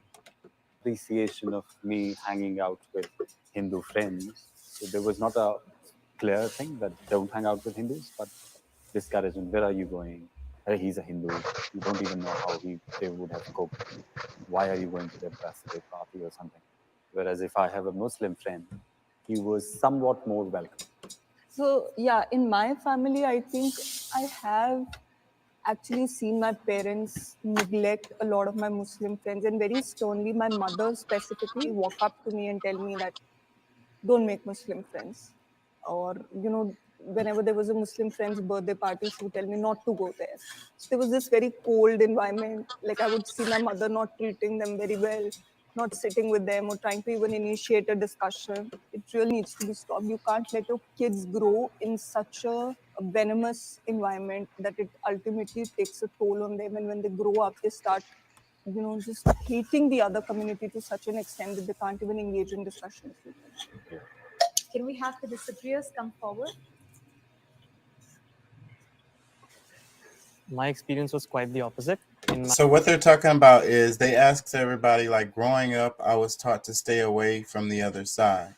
The first people that was talking was agreeing with that their parents did teach them that. And this second group is not. My house, actually, my sister's best friend was Muslim. She used to live in our colony, and for every Diwali, it's like she didn't have anywhere to go or anything to do. So she used to spend Diwali with us. So my family's been very accepting. So for my parents, it was never a choice because most of my friends were Muslims only. So there was no choice for them to stop me somewhere. But yes, it was communicated to our parents, never marry a girl outside your. What I really enjoy whenever someone from a different religion would come to the house, then the level of curiosity that my parents would have. And that's also something very bad about our society. After 1,000 years of coexistence, there is still curiosity. How dumb are we? Like, you still don't know about the other person. Like that, all of this should sound really, really familiar, and it plays out the same way, like all around the world. It's crazy. I've been married to a Muslim boy by my own will and choice, of course, against my parents' will. They still don't speak to my husband at all. They have cordial relations with me, which I think I've over the time come to accept that it's okay. If they don't want to talk to him, it's their decision at the end of the day, and I need to respect it.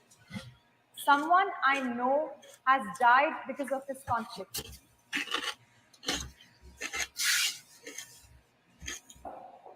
We being Kashmiri Pandits are treated as a minority community in Jammu and Kashmir.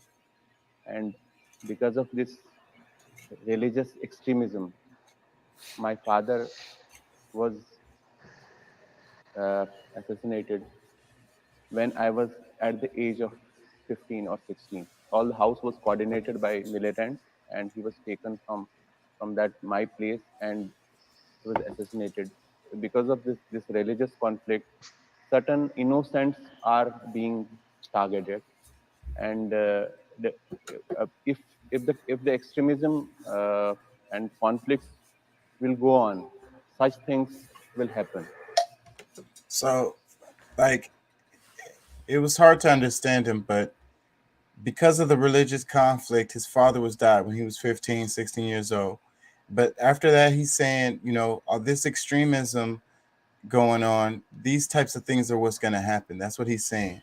So I feel like we can take lessons from this here where we are. And I think that wherever you are, who's listening, y'all can take lessons from this. Yeah.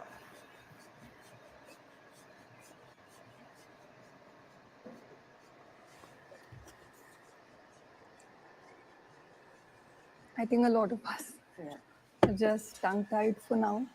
But if I may, I think I just have had a lot of respect for you, like right now, because I think it takes a lot to be a first-hand victim of a crime and then still not develop that hatred and let that hatred get so much to you that you start blaming an entire community for it. Because at the end, you have to realize that an individual or few individuals belonging to that community were actually responsible for it and not the entire community. So I think if we actually had people like you who were so practical and understanding, we wouldn't be in this situation we are in today. No, that's actually very true. I've spent a lot of time in Jammu and Kashmir. My father was in the army. We were posted there for a long time. I've seen a lot of terrorism and a lot of violence in front of me. We didn't go to school for many months because of that. So I've lost out big chunks of my childhood. Yeah. Initially, when you had introduced yourself and you said you were a Kashmiri Pandit, I was immediately filled with fear because I've had a lot of negativity from people who tend to harbor hate against people with literally just my surname. For, of course, things that have happened terrible in their lives. Yeah, but to see somebody emerge from such a situation and then still come out the other side with the level of maturity that you're able to, show right now, it's really incredible to see. What you have been through, given that despite that personal tragedy, you have managed to keep yourself just and fair. And I salute to you. And if it matters, I doubt it does. But as a part of a Muslim community, I am terribly sorry for your loss. See, that's the problem. I mean, you can be sorry to him. Why do you have to take the blame for it? Exactly. That is something that I don't understand. None of my business, not my problem. Some people did it. I am the representative for myself. That doesn't make me absolute in the sense to represent that entire culture. It's just a tiny facet. It does. No, actually, when you start being apologetic for the entire community is actually when you start giving the other side the chance to blame the entire community. Pallavi made a point. So she said that like if everybody was like him, we wouldn't be here at all. But I want to just take to the other side, because to go what he has gone through, I believe the pain would be immense. And if that means that I lash out at society, at the perpetrators, at whoever or whatever was responsible, I believe that there is scope for understanding those kind of violent actions. No, absolutely not. I so disagree with that point of view. We'd be living in an uncivilized and lawless society if we actually start propagating thoughts like this, that, being violent is okay at a point. Your aggression, your being upset at the situation, the immense pain that you have felt, I'm sure people are going to understand. But saying that, it's justified for me to be not violent. saying it's justified. I'm not saying it's justified. If I understand what he's trying to say, is if he goes out because his family was subjected to violence and he kills somebody, what he's saying actually that killing somebody is bad, that is not a justification for killing, but probably what he's saying is that when it comes to punishing him, the history which existed, so that should serve as not a defense against his crime, but a mitigating circumstance. No, but then This guy understands me so well. Then How's that going to change anything? Exactly. I think Then that's the middle ground. How does that That's make the him middle different ground. from the people who assassinated his father? How does that make him different? What Because Pallavi is he saying also is went that- ahead and that shot those see, people. Those blaming people an shot entire his father. community is So where not is the difference? an answer to that. So we can justify by doing through individuals, but blaming a complete community is not just. Yeah. So that is what Pallavi, and I also agree on that. Government has created more divide between Hindus and Muslims. The question is, the government has created more divide between Hindus and Muslims. So, Really? two people stayed back. Everyone else came forward. So I think, of course, you have reports after reports. In fact, there is a New York Times post that has clearly said, and I quote, that the data of hate crime in India gets released based on who the hater is. So when the government of India decides, She said the data is released based on who the hater is. I wonder how many other countries does that happen in? to release the data on hate crimes in India, and it excludes lynchings of minorities and only puts forward, certain facts where the majority is favored, crimes against majority, I think, of course, the government has a huge agenda to serve in pleasing the majority. If there would have been a time angle to this prompt, that would have made it, much more simpler for all of us. Because I feel post-independence, all the governments in this country have actually done nothing good for the majority and for the minority on a very social sense. Economic indicators we are not counting in. So the governments have definitely done. That's why we are where we are right now. Make no mistake, government since 1950s wouldn't have done anything. I agree with you. But 2014 onwards, we have a government who has an official policy to discriminate against Muslims. That's what I was saying. We have this kurbani, the sacrifice of the animal, and it takes place at our village. And we go to village and bring back the meat.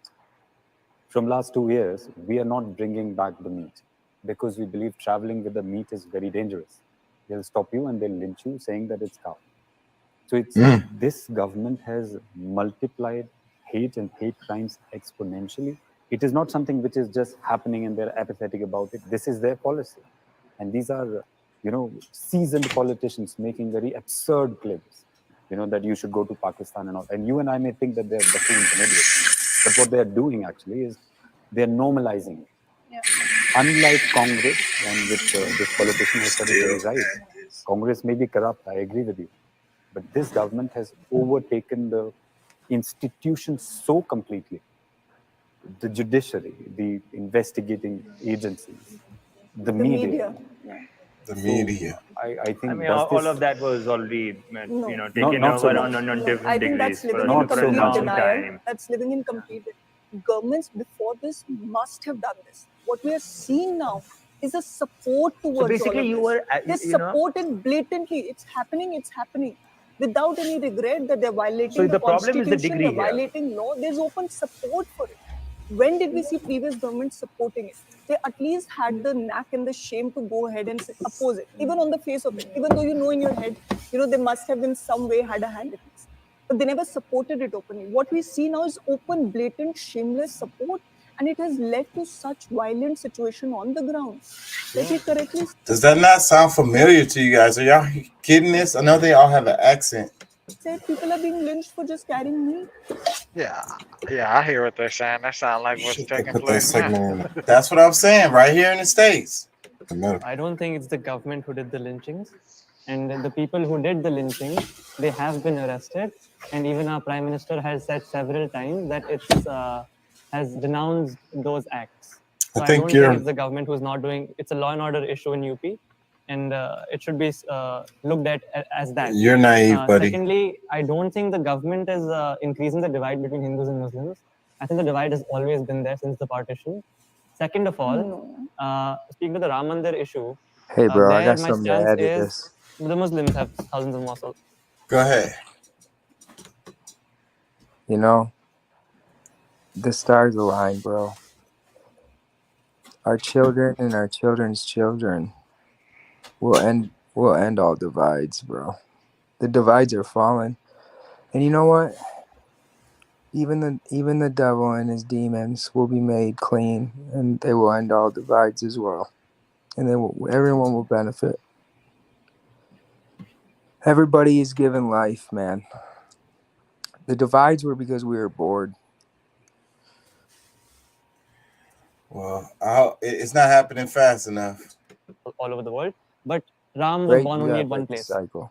right? So I personally believe that the Ram Mandir should have been there, and the Supreme Court has given Islamic society the right to build a mosque right beside, and like it would be like, why would we ever want to take Kaaba away from you? It's like that. That place is too special to us than it is to you, and just out of magnanimity, I would like it would be magnanimous of the Muslims to just give that. But I'm not really emotional about that issue. It could have gone either way, and I would have been fine with it. What you're saying is that the Muslims should have shown magnanimity, is what the general view would have been, and the Supreme Court has gone by it.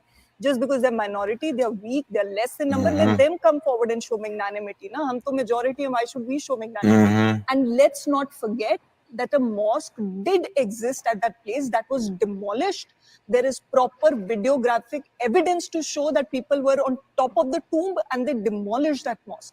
And then you say, give it to us, give the place to us because Ram was born here. And let me get your facts right. There has been an affidavit in the Supreme Court by the government itself stating that there is no evidence whatsoever. In fact, by the Archaeological Society of India also, that there is no fact whatsoever to state and to confirm that Lord Ram was actually born at that place. So what happens all the time is special places are special to people around the world, right? And then you always have religions that feel like this space is sacred to them, and they have the rights to it, and because of something that happened or whatever, ordained by God type of deal. And then there goes the conflict, right? Tear down a mosque and build a church, tear down a church and build a mosque, and back and forth. You know what I'm saying? So your basic foundation of why the judgment is good is flawed in itself. So I just never wanted to go on this Mandir Masjid kind of a thing, but I just want to clarify here. Maybe anybody who has done on a masjid, they have destroyed that masjid, and that is a wrong thing. But do you know how many temples in Kashmir have burned? 350 temples. Are we settling scores? Exactly. That doesn't justify. One wrong does not justify the other. This is a wrong thing, wrong statement to say. But you're justifying it, no? So what? That intolerance has been to Muslims. I was at work and the entire debate about CA and NRC was going on, and working in news means that's a very big discussion topic. If I was to ever voice an opinion, the immediate rebuttal, it's often said in jest, that doesn't of course make it okay, is, oh, why are you bothered? You can just go back to Pakistan. Even though I have absolutely no affiliation, but my identity is then brought into question, my loyalty towards my country is brought into question by these things. It goes back all the way to like middle school as well.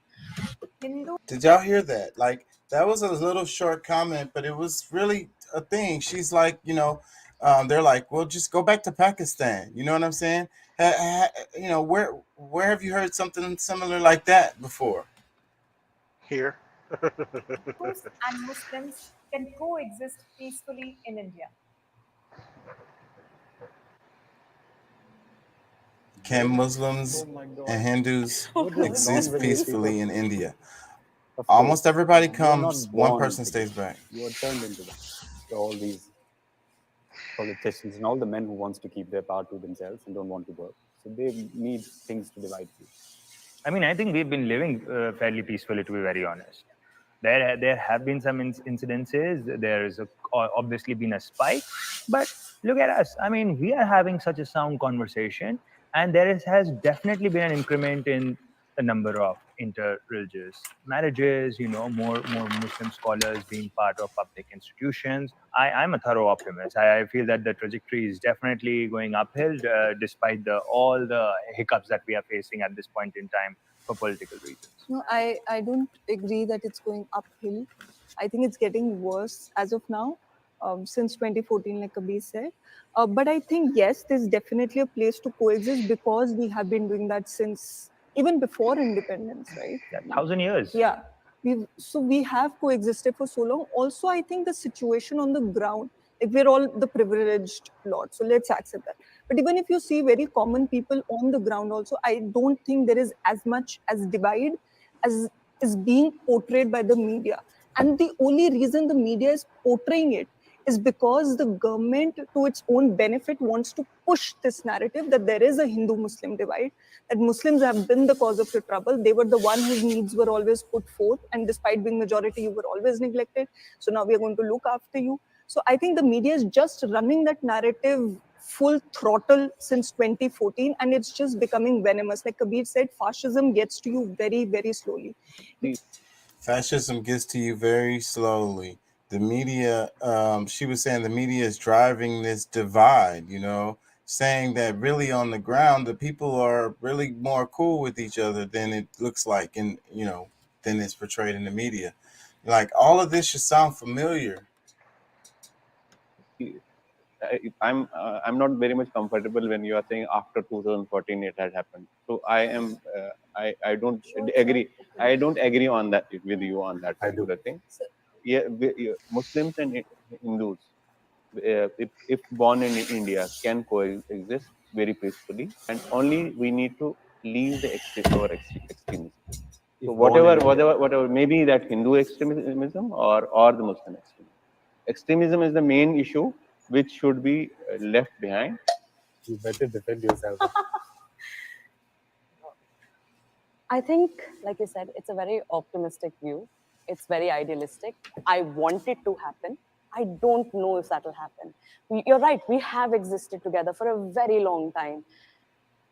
We're barely existing together right now. When this is not a symbiotic relationship, we're not happy together. I personally blame it on the old guard. I think a lot of people have prejudice because of the experiences they've had, and that's trickling down to younger generations.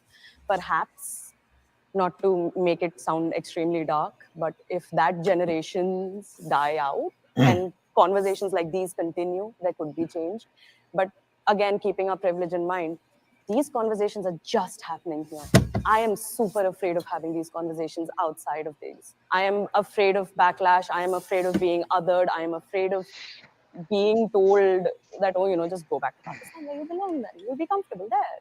So I don't know if it's happening outside of these sort of places. In every educated household, education is very limited though, again. It's not that limited. Definitely, it's one of the points that we have to focus on. I wanted to make the point out that why his incorrigible optimism is not misplaced. Things are bad right now, of course. And is there fight between Muslims and Hindus which weren't there earlier? Say Muslims came to India, say 1000, right? AD. Were there wars before that?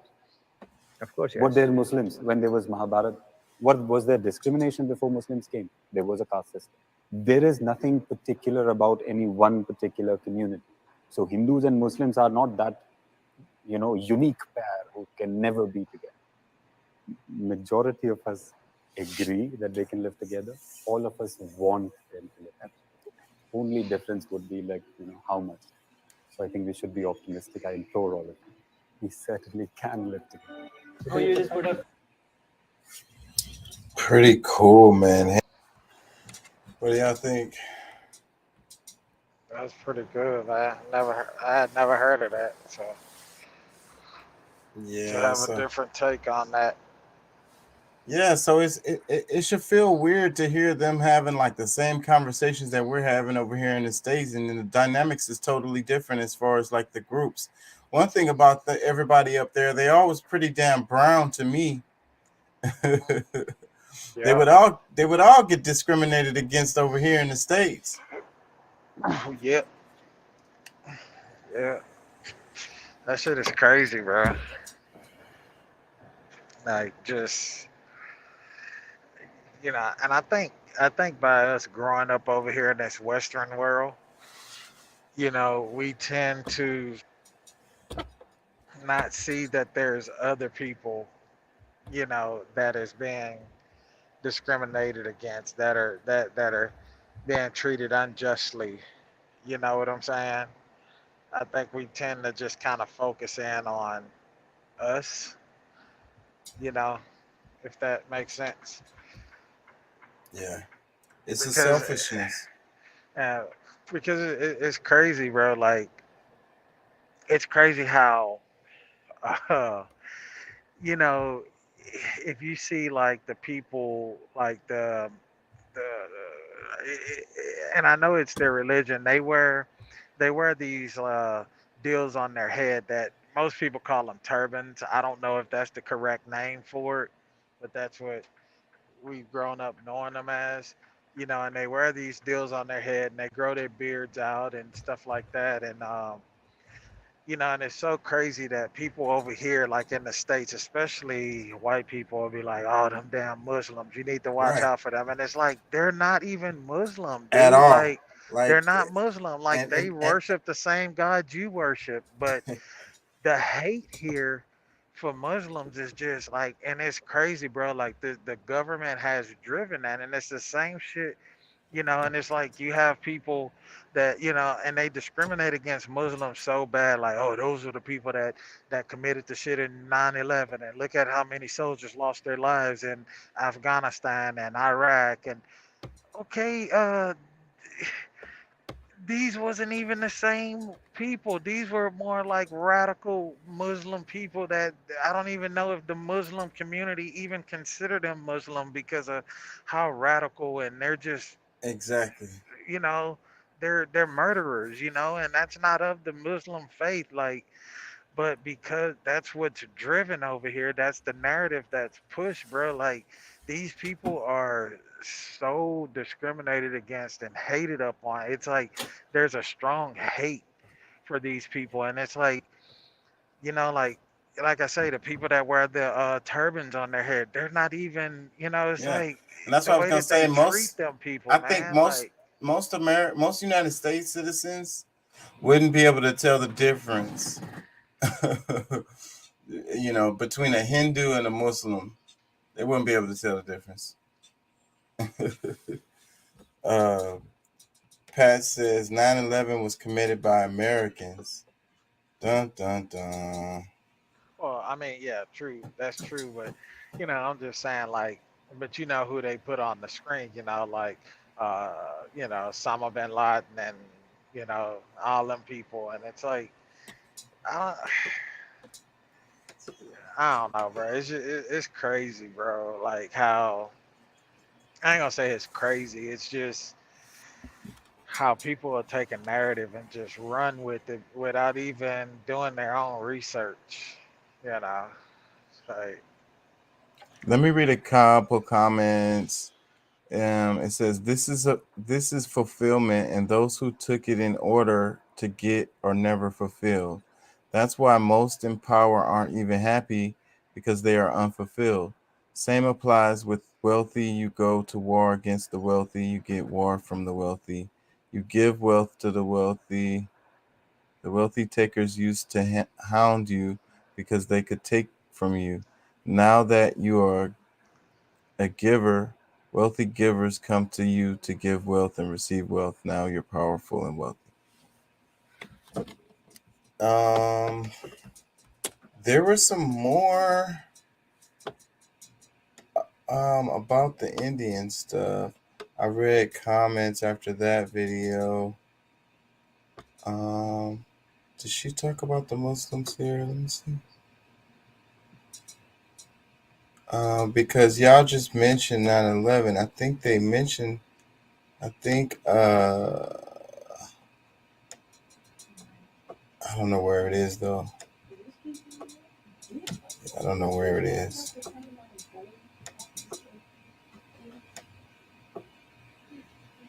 Did they talk about it here? Why is the Gulf silent on Al Qaeda? Yeah, this is India being all sensitive because they the politicians said some stuff. Let me play this. Speak louder than words. We've all heard this proverb. But you know what's even louder sometimes? Inaction, silence. That's what we're talking about tonight, the silence of the Muslim world. Wasn't the case a few days back. Every Muslim country was on the charge. They were summoning Indian envoys. They were asking India to apologize, all because of one inappropriate comment. We told you about this on Monday. A BJP spokesperson insulted the Prophet on a TV debate. The comments were unacceptable, so India reacted. The spokesperson has now been suspended, and the government has rejected her remarks. Ideally, the matter should have ended there, except it hasn't. The Al-Qaeda is now threatening India. Their offshoot in the subcontinent has published a letter. Frankly, it's a declaration of war. Let me tell you what it says. The saffron terrorists should now await their end in Delhi, Bombay, UP, and Gujarat. They should find refuge neither in their homes nor in their fortified army cantonments. This is what the Al-Qaeda letter says. They're talking about suicide bombings. They're talking about attacking Indian cities. What have Muslim nations said about this? Absolutely nothing. Not a word of condemnation, no political outrage, not even a media report. Remember, Qatar kicked off this Gulf outrage over the weekend, but their channel, their state-owned channel, Al Jazeera, has not even reported this terror threat. Not a single mention. Same for Saudi Arabia, Iran, Kuwait, Oman, Egypt. All these countries lined up to condemn India, but all of them are silent on Al-Qaeda. See, and that's the reason why this channel gets to get play. Gravitas. Because they are tooting the line. Like, I liked her take on a lot of stuff, but when you hear them talk about local stuff, that's when you start hearing what they really about. And it's really like the Democrats over here, like the establishment, Democratic establishment, MSNBC, and how they present news. But anyways, so the argument about, so what about the Muslim countries? Why aren't they saying anything? But like, first off, Al-Qaeda is like nothing. Like really, what kind of damage they really gonna do to a country like India, bro? Come on, man. They don't have no power like that. Okay, maybe they could blow a couple buildings up or something. I don't even see that happening. But you know, the thing about the Islamic countries saying something, all these countries have different agendas, different alliances, different fucking ethnicities. They don't necessarily align with each other just because they have the same religion. You know what I'm saying? First off. And second off, what India is doing to the Muslims is clearly foul. We just played some videos earlier. It's clearly foul what's happening. Or did I play the video that explains this shit? Anyway, either way, it's clearly foul what's happening. And India doesn't want to freaking admit that. But they're like, oh, why y'all want to talk about Al-Qaeda talking about coming over here and blowing up stuff? They're talking about blowing up our stuff. You Muslim countries should be standing together and denouncing Al-Qaeda. Like they have some kind of fucking, I don't know, alliance with Al-Qaeda just because they're Muslim. These people are Muslim, but they don't have no fucking alliance with these people that call themselves Al-Qaeda. Come on, bro. That's common fucking sense. I would have included Afghanistan and Pakistan, but frankly, what's the point? Both these countries host Al-Qaeda inside their borders, so expecting them to condemn is pointless. But what about Riyadh or Abu Dhabi? These countries are so-called allies in the war on terror. Why are they silent? Because they stand to gain nothing. There are no points for criticizing Al-Qaeda, but criticizing India, that's an attractive prospect. Muslim nations used one comment from India to rally their community, to evoke strong emotions, and look where it's gotten us. Today, terror groups are threatening to strike India, groups that are funded and backed by the same countries. Let's start with Qatar. Name any terror group. Chances are Qatar funds them. Hamas, Kataib, Hezbollah, Al-Qaeda, Taliban, Islamic Jihad, all these groups are sponsored by Qatar. I'll give you one example. Khalifa Turki Al-Subai. He was an employee at Qatar Central Bank. Today, he runs a real estate company in Doha. The US accuses this man of financing 9/11. He was sanctioned by international agencies. But in Doha, he's living the perfect life. Money, safety, peace of mind, everything. Next up is Kuwait. It is said to be the leading financier of Al-Qaeda and ISIS. In 2014, US officials accused a Kuwaiti minister of funding jihad in Syria. Let me repeat that. A Kuwaiti minister was funding terrorism.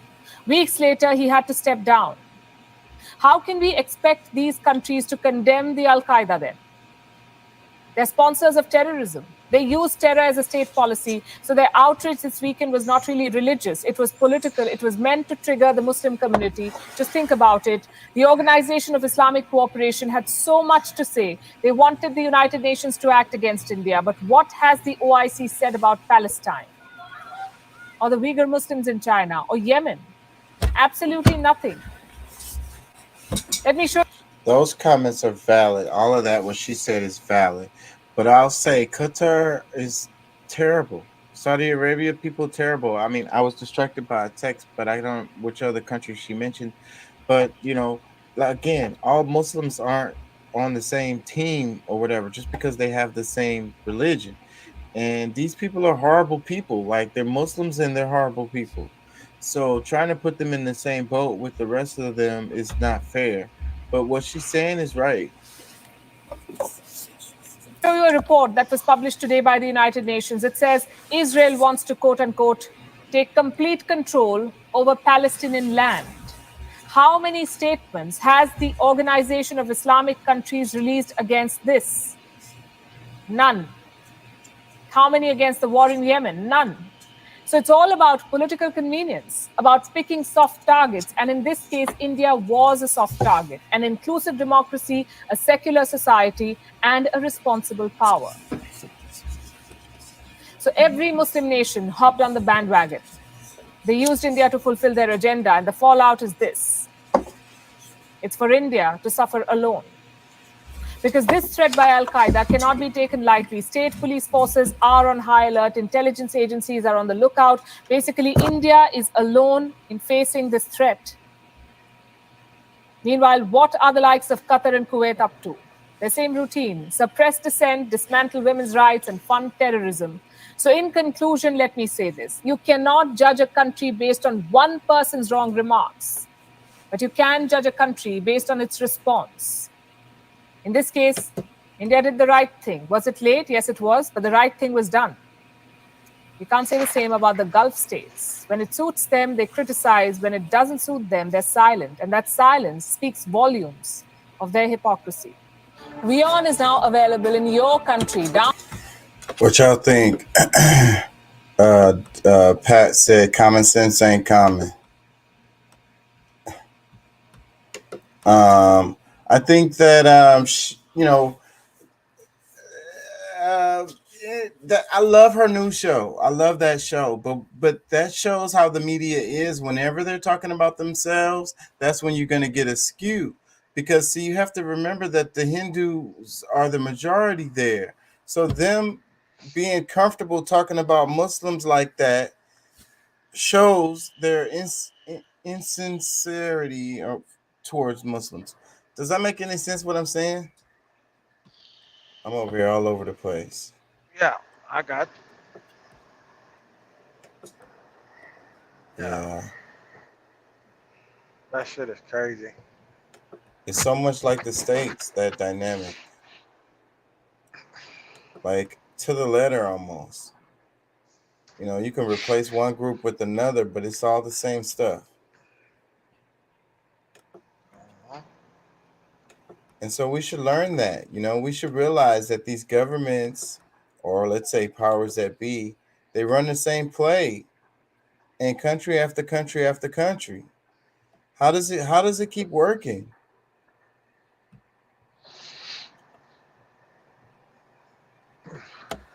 Yeah. Oh shit. Let me play this. The wall. An intelligent Jewish man named. All right, let's focus.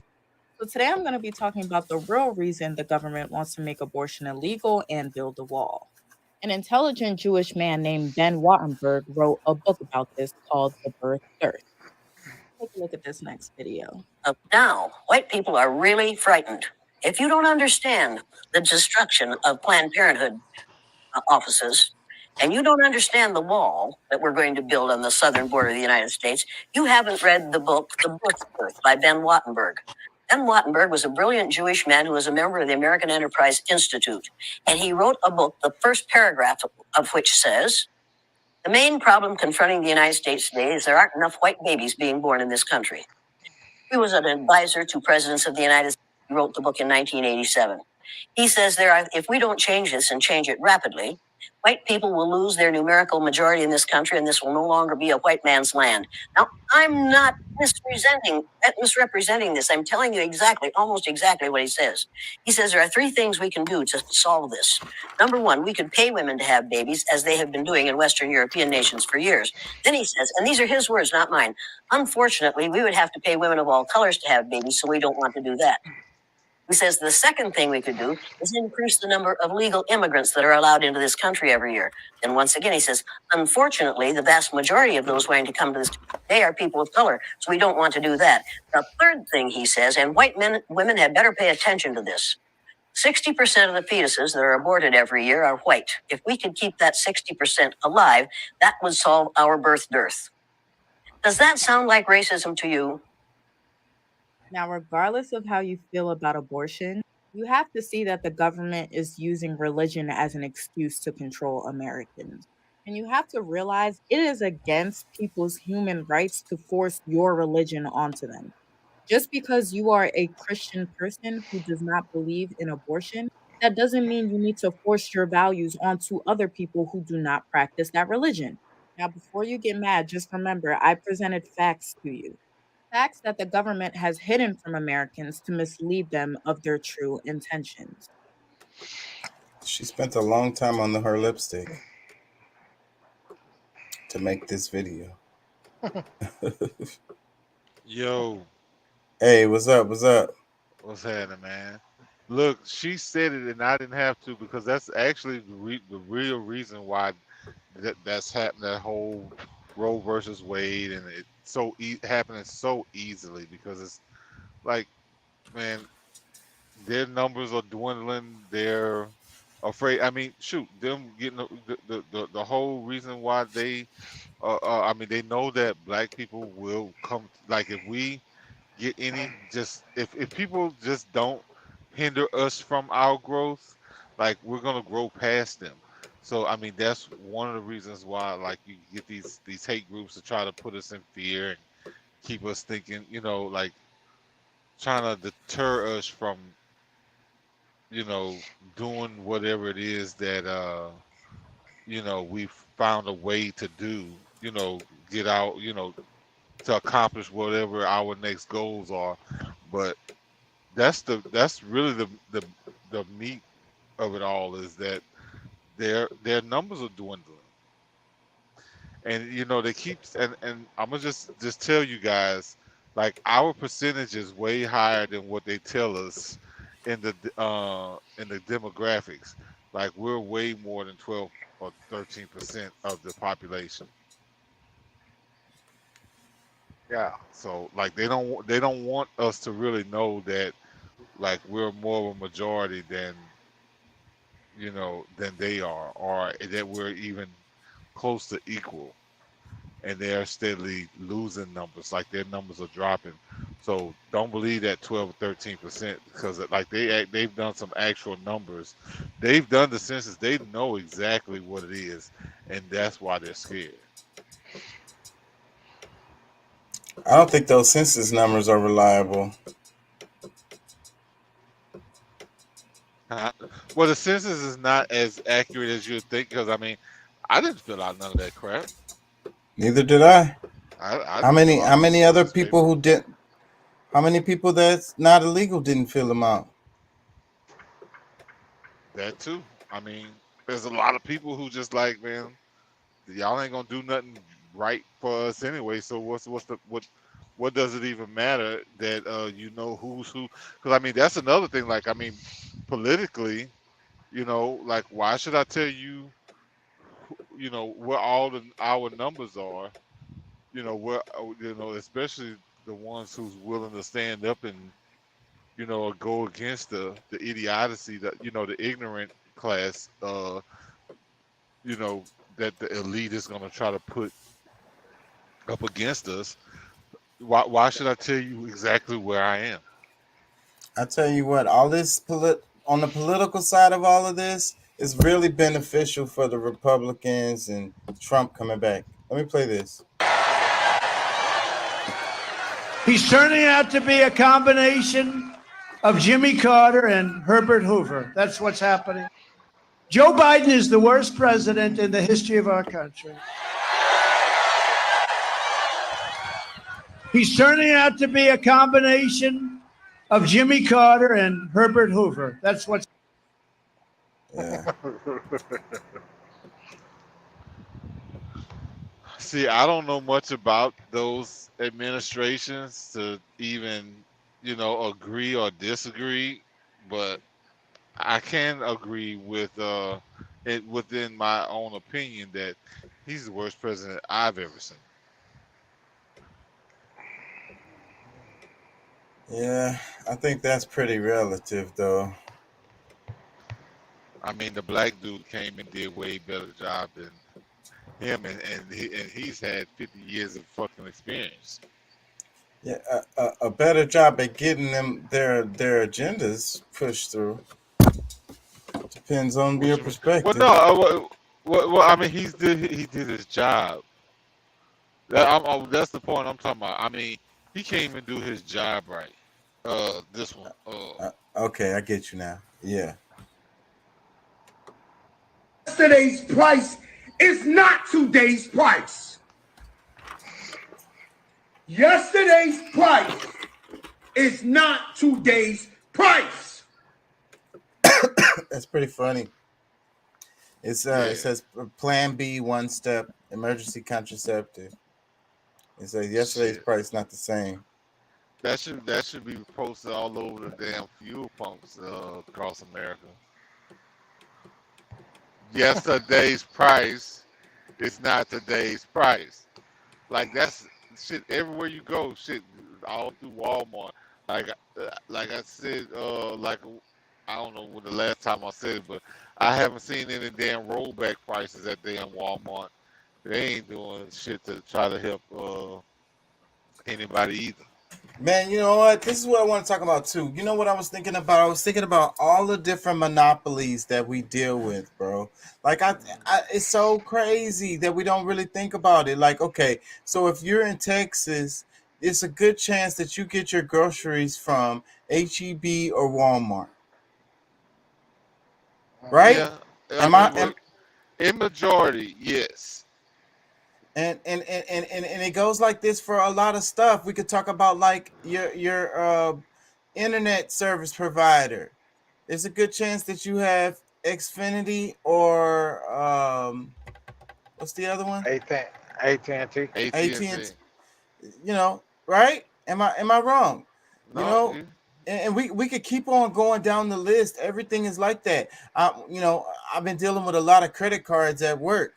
I see so many Chase cards.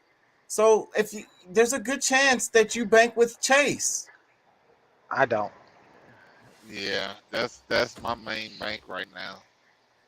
I bank with Chase. And what I'm saying, I'm talking about, you know, the whole community is what I'm talking about here.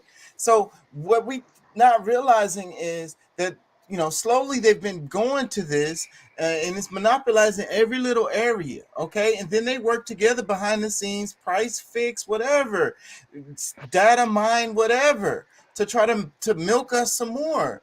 So, and then they know, like utilities, they know you're gonna pay that shit, right? There ain't no doubt in your mind. If you live in Texas, you paying your electricity bill. You paying for that power, right? Because you literally Bro, might die if you don't. bro, if you, look, that's everywhere, bro. Like I mean, say, bro, like I mean, because you know, I know I keep talking because I mean, you're right. I mean, pretty much in every area, they know that we're gonna spend the money, you know, whether we have it or not, to get to pay for these things.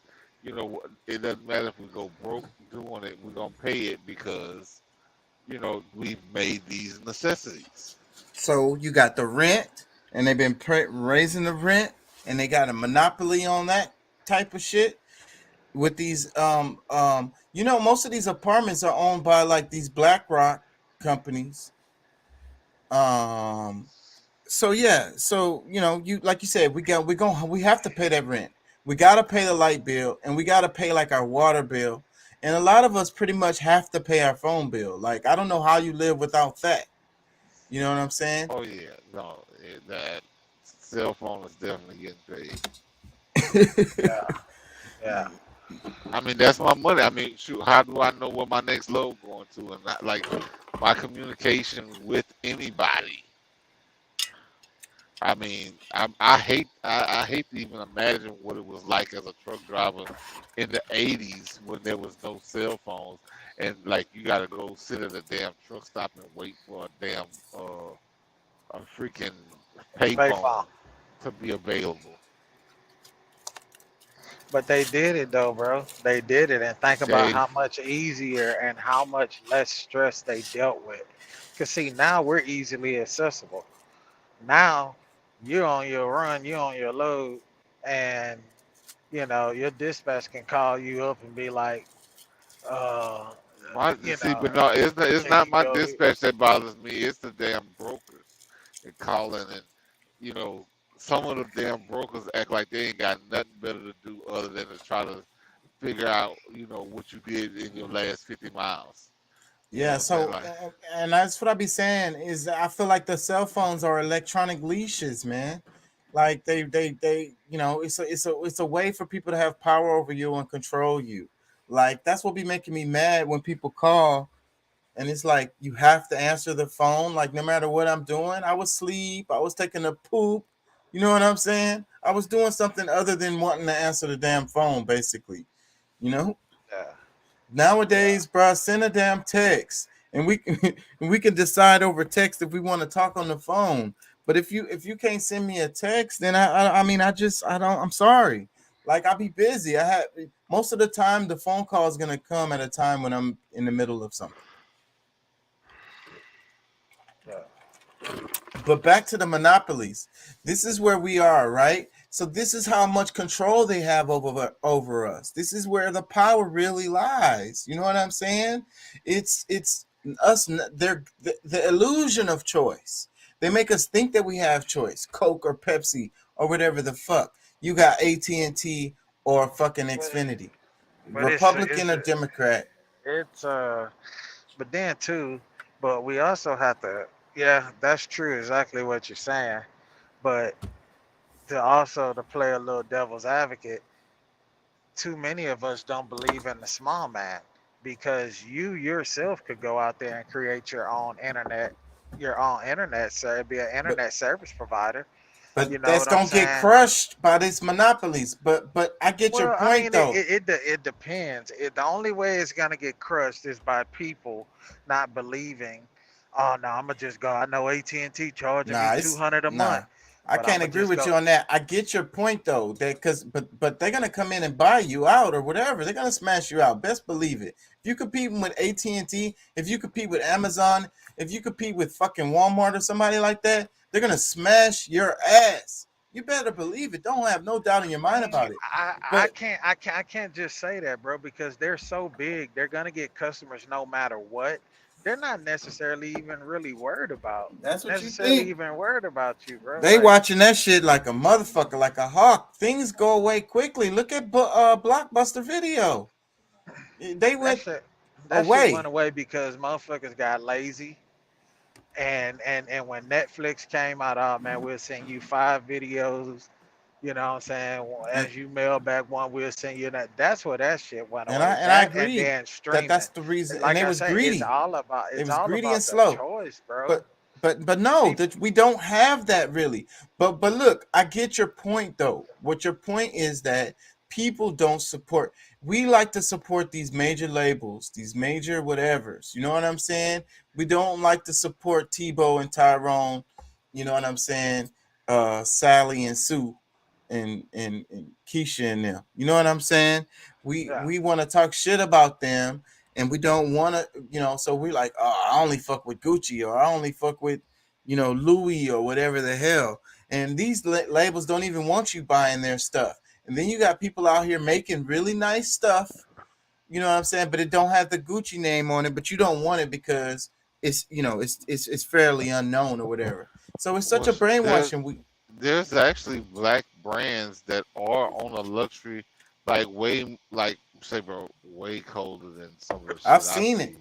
I've seen some nice shit, and that's what I said. That's why I used Gucci as an example, because that Gucci shit is ugly, bro. Like, I hardly have seen anything from Gucci that I actually really liked, and I'm not just saying that just to be like mean or whatever. I don't like it. It's gaudy. It's the colors always clash. It looks trashy, bro. Like almost everything from them. Like, but like you said, you got independent people who are making nice brands and making nice stuff, but the community don't want to support them because it's like it's not cool. It's just like the iPhone. I saw this clip that's going viral about this chick who's saying, oh, I can't date this guy unless he has at least 2 iPhones. It's like, so what if he has an Android? Nah, I can't date him. He gotta have iPhones. Like, what the fuck? You know what I'm saying? I don't know. I don't know. I don't know if I would use that one because you got simple-minded ass people like that, shallow. That's them shallow hell ass people. You know what I'm saying? Like shallow-minded ass people. But I don't know, bro. I guess I just see things. I mean, I see exactly what you're saying, and I know what you're saying is not to be taken lightly. It's more like it's true. You know what I'm saying? It's law, it's true. But I just feel like a lot of that has happened because people don't believe in this certain thing and they want to keep going with these big folks. You know what I'm saying? Like they want to keep pressing for that. Like, oh yeah, well I know Xfinity high as fuck, but man, I tell you what, you know, Yeah, like but the small company may not offer DVR, but it's tough. Look, let me ask y'all. All of us? I got iPhone. You got an iPhone. Pat, you got an iPhone, right?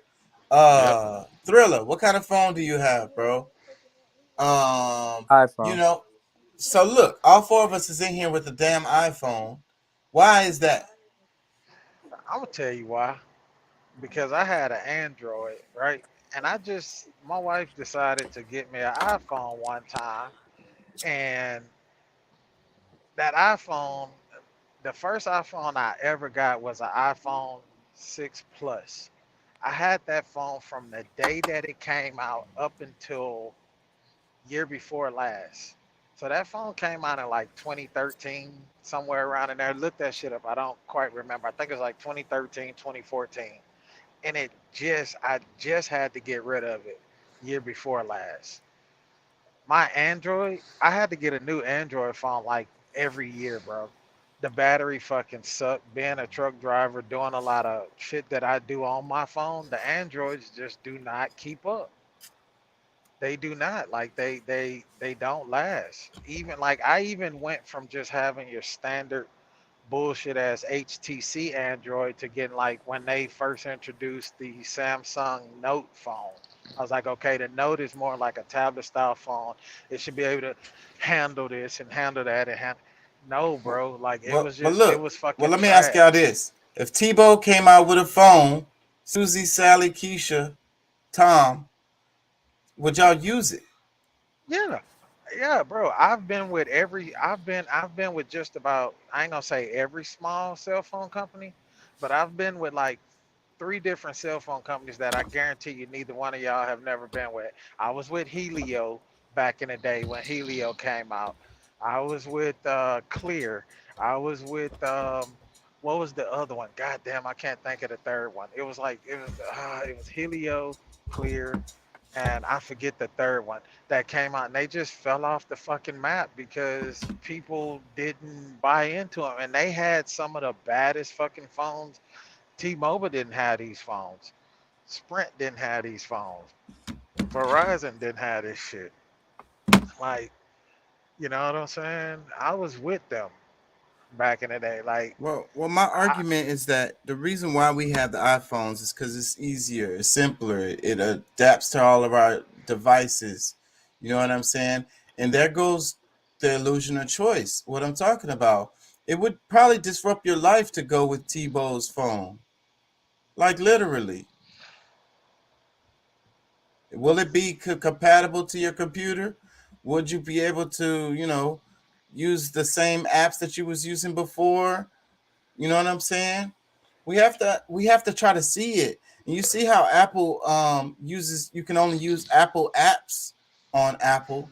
That was like a new thing that they did. It wasn't like that before. You could use any apps from anybody on whatever device. But now, no. If this app wasn't produced by Apple, you can't use that app on this device. And I be having trouble with that on my computer sometimes with different kinds of things I be trying to do. It's some kind of software I'm trying to download and it's not compatible. you got an Apple laptop? I got an HP. That's why I'm gonna end up having to get a Mac because of this whole damn conversation. Because I really run into problems. I've been running into problems. Yeah, I feel that. I feel that, bro. But that's fucked up. See, they're forcing me to buy this Mac. Yeah, that's true. I don't think y'all really get it. All the different Nah, I get it. monopolies is controlling everything. Like, let's talk about the gas. Where do you get your petrol from?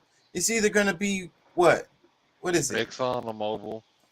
That's it. Nah, bro. I go to Walmart. I'm a Walmart guy. Chevron. I go to Kroger, Walmart, and HEB. You know what I'm saying? I ain't gonna lie to you. I do not go to the little small mom and pop gas station to get my gas, bro. But I where does just don't. Kroger, Walmart, and HEB get their petrol from? Their gas comes from they buy from wherever they're getting it cheapest that day. So Exxon, it could be Mobil, coming from Exxon, it could be those coming same from Kinder companies. Morgan, Magellan, because all of these companies have like storage lockers storage tanks all over Houston area. So you never know where it's coming from. But One of these, most likely one of the two major companies. And it's the same thing with, what about water, y'all? Did y'all know? Okay, so where do you get your water from when you drink like a bottled water? I buy Walmart brand, HEB brand. I buy Kroger brand. Man, look, And let who's me making be that? real with you, bro. All of the water, majority of the bottled water, if you're not buying an alkaline based water, majority of your bottled water comes from Niagara Bottling. Okay, Niagara Bottling is a company that takes municipality water and they take it and they filter it, they reverse osmosis, and they add chemicals in for taste. Okay, same as Nestle. Nestle water comes from a well that they pull from. Okay, the only reason they can charge you for the bottle of water is because they add flavoring, they add chemicals in it to taste to make their water taste good. Ozarka used to come from a natural spring. It's not the case anymore. Municipal water. You So, know but what I'm that's what. saying? But Like look, you just unless you're said buying it's buying an alkaline based water, You know what I'm saying? Unless you're buying something like the A from real spring water. Like a real that's spring water, yeah, it's not coming. It's a municipal water. It comes from a municipal water source. Yeah, You but know, my point is that it's probably one of 2 or 3 companies that it's coming from, regardless of what label is on it. no, I'm telling you, it comes from Niagara Bottling. Niagara Bottling is a company Or Nestle. that Nestle. No, it's Niagara Bottling. Nestle gets their water from a well. I got a buddy of mine who hauls Nestle and Ozarka water. Same company. Their water comes from a well, bro. They take it, they pump it out of a well. Okay, he loads his tank 2, 3 times a night. He takes it to the water treatment facility here in Houston.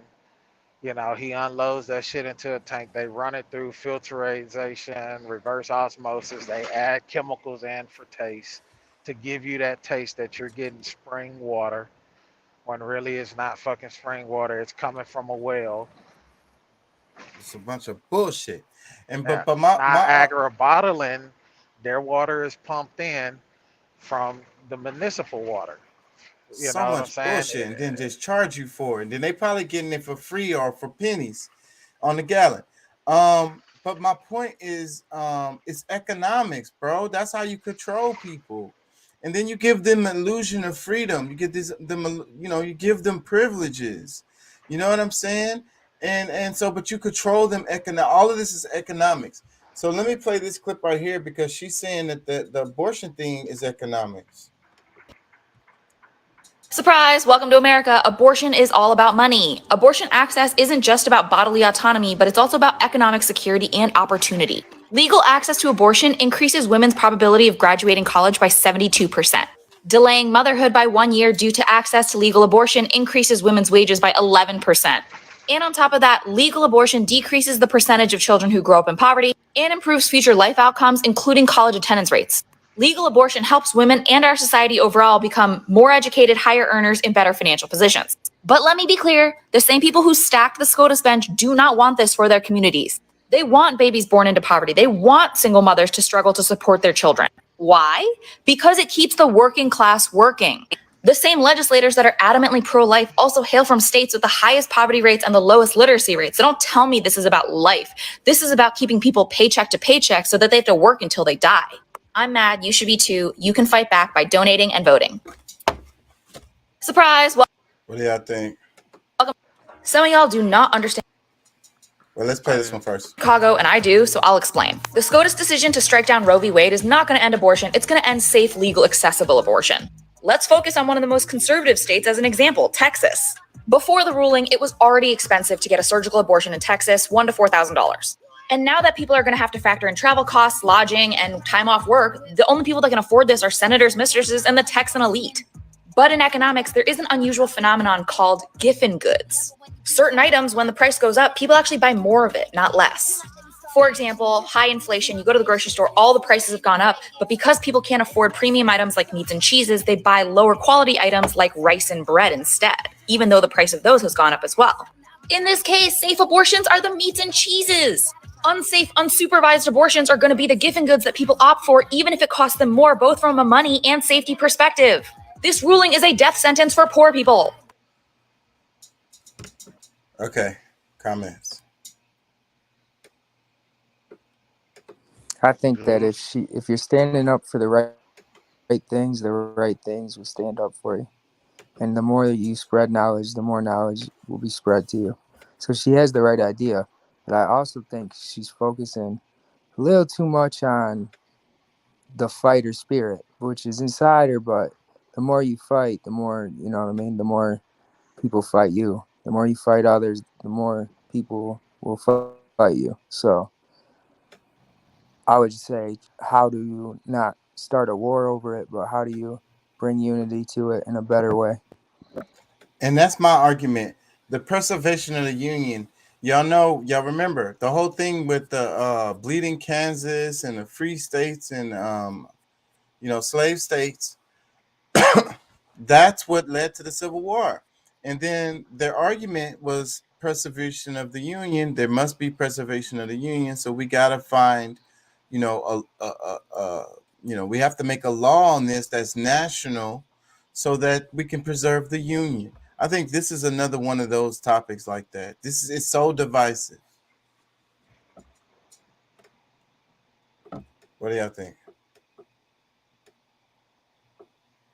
Did I Of lose course y'all? it is.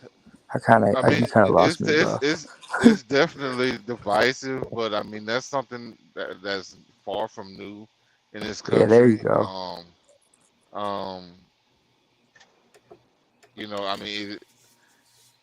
I mean, like, what do we do? I mean, a lot of us have been trying to do things to where we can come together, but so many people have that individualist mindset that we can't really come together on enough things. I mean, like right now, there's a bunch of people that wouldn't talk to each other last week that's talking because of this.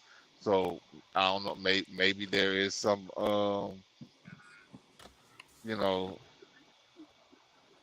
something that can happen out of this whole thing, but I Yeah, don't know. but look, so California is pushing for laws to make them like a sanctuary state, and they cover the costs of, like, if another state causes somebody to have to pay and all of this stuff, the California is going to cover all this stuff and ship the people to California so they can get their abortions and stuff like this. Can you not see how this will cause problems between the states? No, I mean, I don't think it will. I mean, not. I mean, I guess it could for some, but I mean, really, California.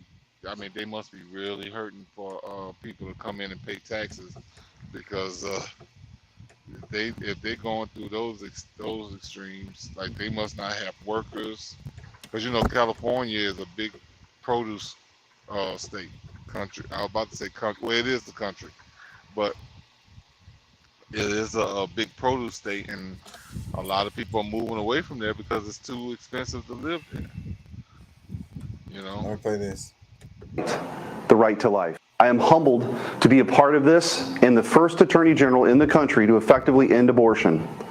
As a long champion for the rights of the unborn and Missouri families, I pledge to continue to fight for our most fundamental right, the right to life. I am humbled to be a part of this. And it says Missouri becomes first state to ban abortion after Supreme Court ruling.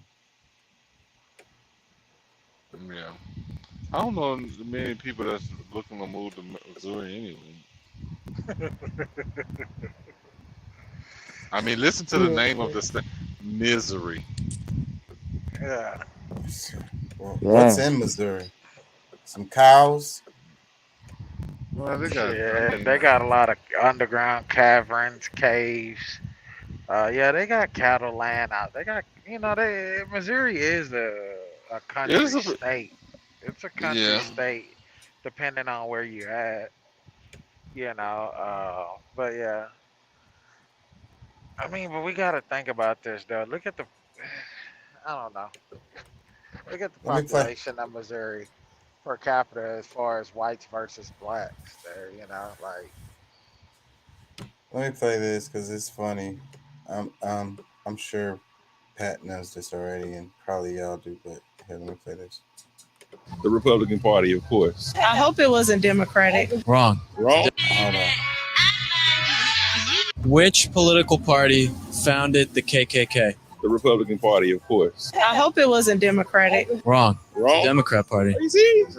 For real? It was the Democrats. The Democrats founded the KKK. You know which party abolished slavery? Which party? Yeah, that was the Democrat Party. It was actually the Republicans. Really? When you think about racial equality and civil rights, which political party comes to mind? Most people would probably say the Democrats, but this answer is incorrect. The Democratic Party defended slavery, started the Civil War, founded the Ku Klux Klan, imposed segregation, perpetrated lynchings, and fought against the Civil Rights Acts of the 1950s and 1960s. In contrast, the Republican Party was founded in 1854 as an anti-slavery party. And when all of their efforts to enslave blacks, keep them enslaved, and then keep them from voting had failed, the Democrats came up with a new strategy. If black people are going to vote, they might as well vote for Democrats. The Democratic Party prospers on the votes of the very people it has spent much of its history oppressing. Democrats falsely claim that the Republican Party is the villain, when in reality, it's the failed policies of the Democratic Party that have kept blacks down. So when you think about racial equality and civil rights, which political party should come to mind? That's why this kind of stuff is so insidious, because like that's actually true, except that the ideologies of the Democratic Party and the Republican Party completely changed. You know what I'm saying? It's not the same party that it was back then. So you I can't. don't know, but I think that shit's still the same party. I just think that they've gotten better with making you think that they truly like you as a minority. They like your black ass chocolate. Well, you talk about neoliberalism. I'm talking about, I'm talking about a different topic. It's because it's the switch. I mean, there's a whole political everything. Like, it's so many books on this. It's so much information out there about this. It's easily looked up. But I'm gonna just say now in this day and time that there's ignorant, racist motherfuckers on both sides. I think there is on both sides, but I wouldn't be surprised if some of them old hands still have hands, on this party that all blacks run out there and vote for. yeah, Just but saying. that argument was horribly disingenuous, because she didn't tell the rest of it. She didn't give the context. It's like 1850, comparing a Republican Party of 1850 with the Republican Party of 2022 is disingenuous as fuck.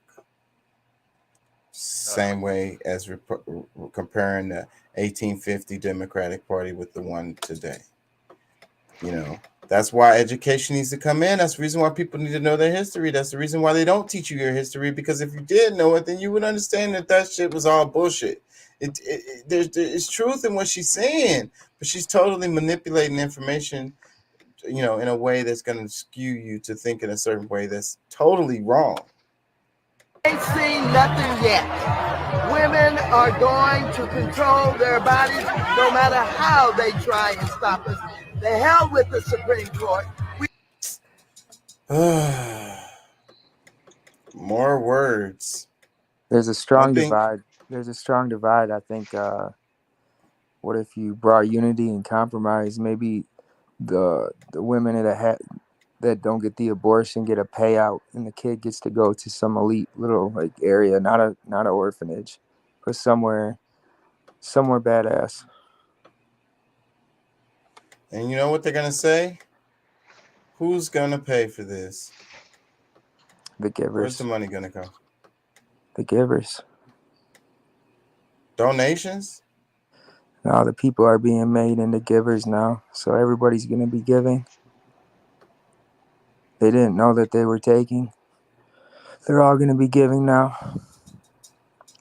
They didn't know that if you take, you get taken.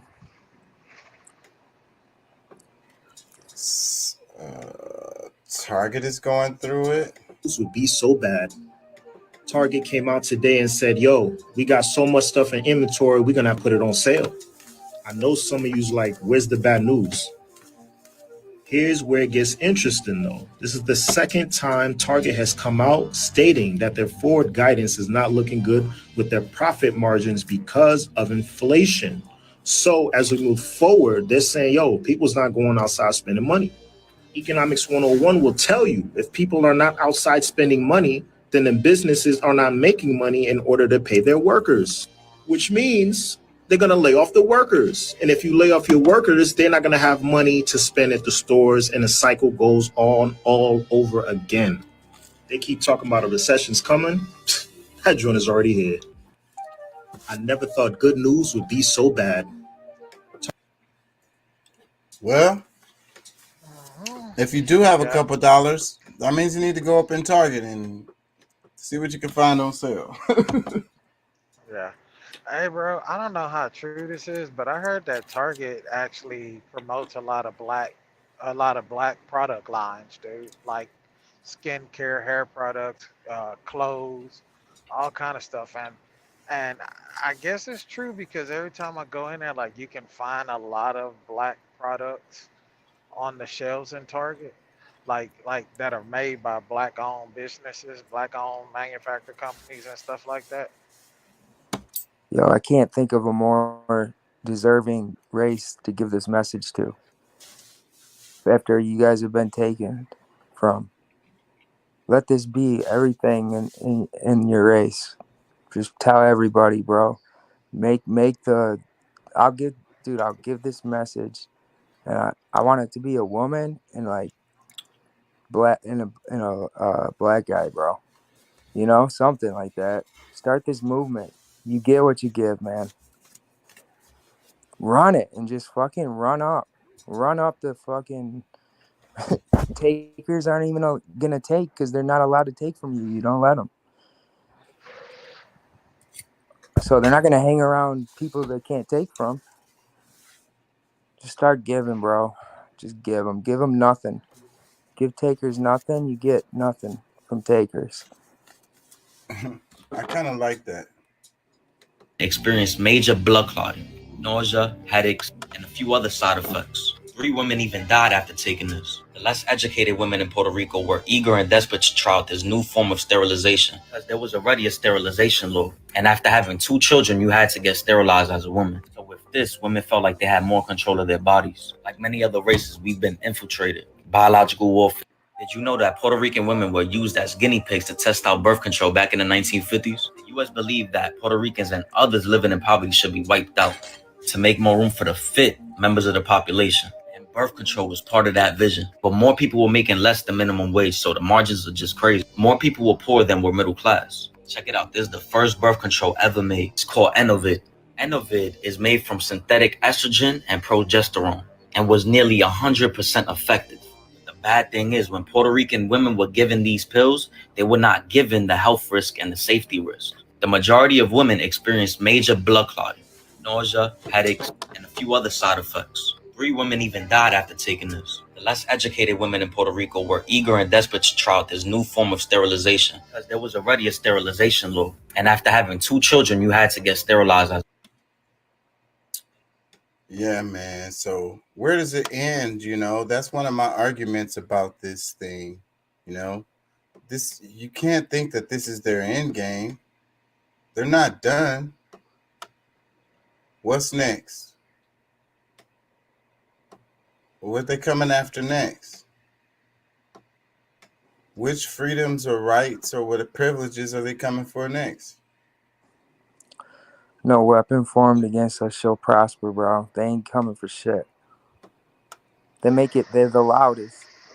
They're the loudest, but they're like 8% or less, bro. 92% of the people right now are gonna rise. Do you know that it only takes $3,000 to $5,000 a month for a person to go from slavery, corporate slavery, to freedom? That literally that $3,000 to $5,000 a month, the ability to make that money without getting a job, without working for other people, is the difference between spending most of your time at a job versus spending most of your time doing the things that matter in your life. Well, I thought he was going to comment on the topic. I'm probably going to wrap it, y'all, soon. Ain't gonna lie, I'm tired. Let me see. Hey, you know that every time I come in here, batshit crazy, because you know what? The takers knew I was coming, so they try to take away from this glorious message. So it's like, look at you said all this shit. Now he's saying this, oh, don't listen. Don't let that take away from what you've been given. But I'm not going to take away my belief in you. Keep it moving, man. That's what we got to do. We don't have no choice, but that's growth is growth. Actually, the left-wing challenger, Jean-Luc Mélenchon, actually got the second, most votes. What exactly does this mean for the French left? And maybe say a little bit more about what you think. I thought they were gonna explain something else. My bad, y'all. In due times. Hi, I'm in the flight Go Air 2316. At 5:30, our flight took off, and at 6 o'clock, and still the ACs are not working. And I felt really bad. A cancer patient's husband just came. She's feeling really claustrophobic because it's not working. The captain should have never taken off the flight if the ACs were not working. And we are paying 12,000 for one day for what? I think it's really a disgrace on our entire system. Please do something. Take some action, Go Air. I'm sorry. I cry me a freaking river. You spending 12,000 for this flight. 12,000?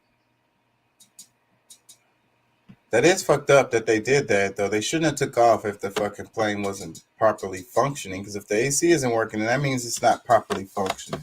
That means y'all need to, get everybody off the plane and put them on a plane that works. Shit. But I still don't give a damn. You cry me a fucking river with your $12,000 flight. That's a lot of money, man. Like, I couldn't even imagine doing that. $12,000 flight, dude. How the hell? Why the fuck does a flight cost $12,000? Was it her vacation that cost $12,000? I don't know. Maybe it was far and it was luxury. She went on a freaking jet American cruise. women today have less freedom than their mothers. With Roe and their attempt to destroy it, radical Republicans are charging ahead with their crusade to criminalize health freedom. In the Congress, be aware of this. The Republicans are plotting a nationwide abortion ban. They cannot be allowed to have a majority in the Congress to do that. But that's their goal. And again, we're all studying all this, but you read what is in the very clear. One of the justices had his own statement. It's about contraception, in vitro fertilization, family planning. That is all what will spring from their decision that they made today. There's no point. How inept is the damn Democrats, bro? The Republicans is getting all their shit done, and the damn Democrats is in office. What are y'all doing? That doesn't make any sense at all. Which one is this? I'm gonna get in My trouble. first time at the rodeo. Don't fuck with me, fellas!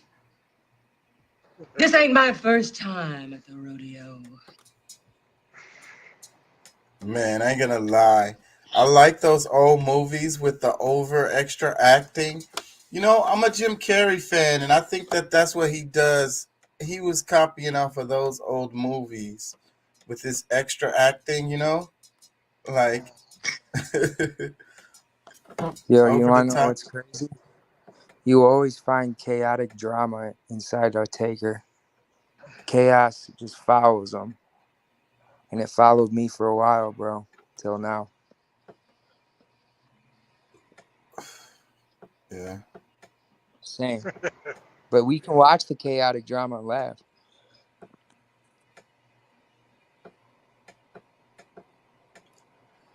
Yeah. I say we as in us right now. Because Yeah, I hear you. you're like the fourth person I've told this message to. Like, it's so new to me, but it's so powerful, bro. It makes so much sense. You get what you give. It's the only fair thing. Like, we allow people to take, and we take from others. You know what I mean? Everything's about taking. Like that girl that just made that political speech. It was all about taking. They're gonna take away this. They're gonna take away that. You know what? Millions of people are watching, and they just got took from because they're gonna buy into that, and they allow themselves to be taken. But really, fuck that, dude. Give them nothing. Give them I nothing. think you're I think you're touching on something that's important because it is a spiritual warfare, and these words, this double speak, you know, that's what's happening. And then people get drawn in, and then so then they've taken your spirit, they've taken your soul, they've taken your drive, your choice, your ambitions. They've taken all of that, and they've wound you up like a freaking wind up doll, and now you're just going with no rhyme or reason and no control over yourself. Dude, you guys are probably stronger than me, bro. I was so taken, and if I could be changed overnight, you're more than capable of doing that. Just spread this message to everybody, man. Surround yourself with givers, and you'll be able to fucking identify takers immediately. All they do is take. They walk around, take. They walk around, oh, you're in a good mood? They're in a bad mood. They're taking your mood. They're taking, dude, you go get a glass, they're taking your glass, bro, like off the shelf before you even get, like, oh, sorry. Just, bitch, you're a taker. Give me some respect and wait in line. I'm getting the glass right now. I'm filling up with some Mountain Dew for my guests. Just little shit. Just everything, every move they make, you'll be like, yep, they're in take mode. Yeah. Sometimes I think we should just turn everything off, like literally everything. And then, like, just let them do whatever the hell they're doing. And then if we all just like disregard it and, you know what I mean, go about our lives.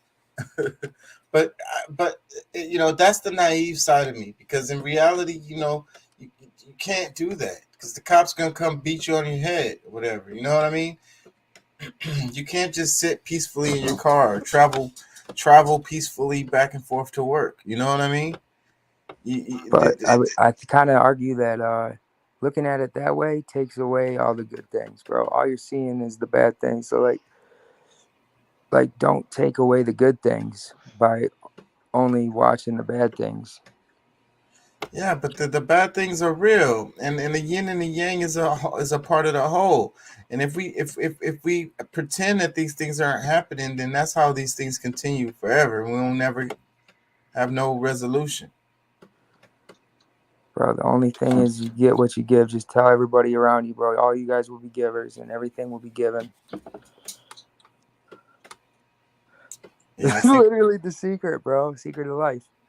Yeah, no, Fucking A, I'm sick of being taken from, man, and I take away from myself without even knowing it.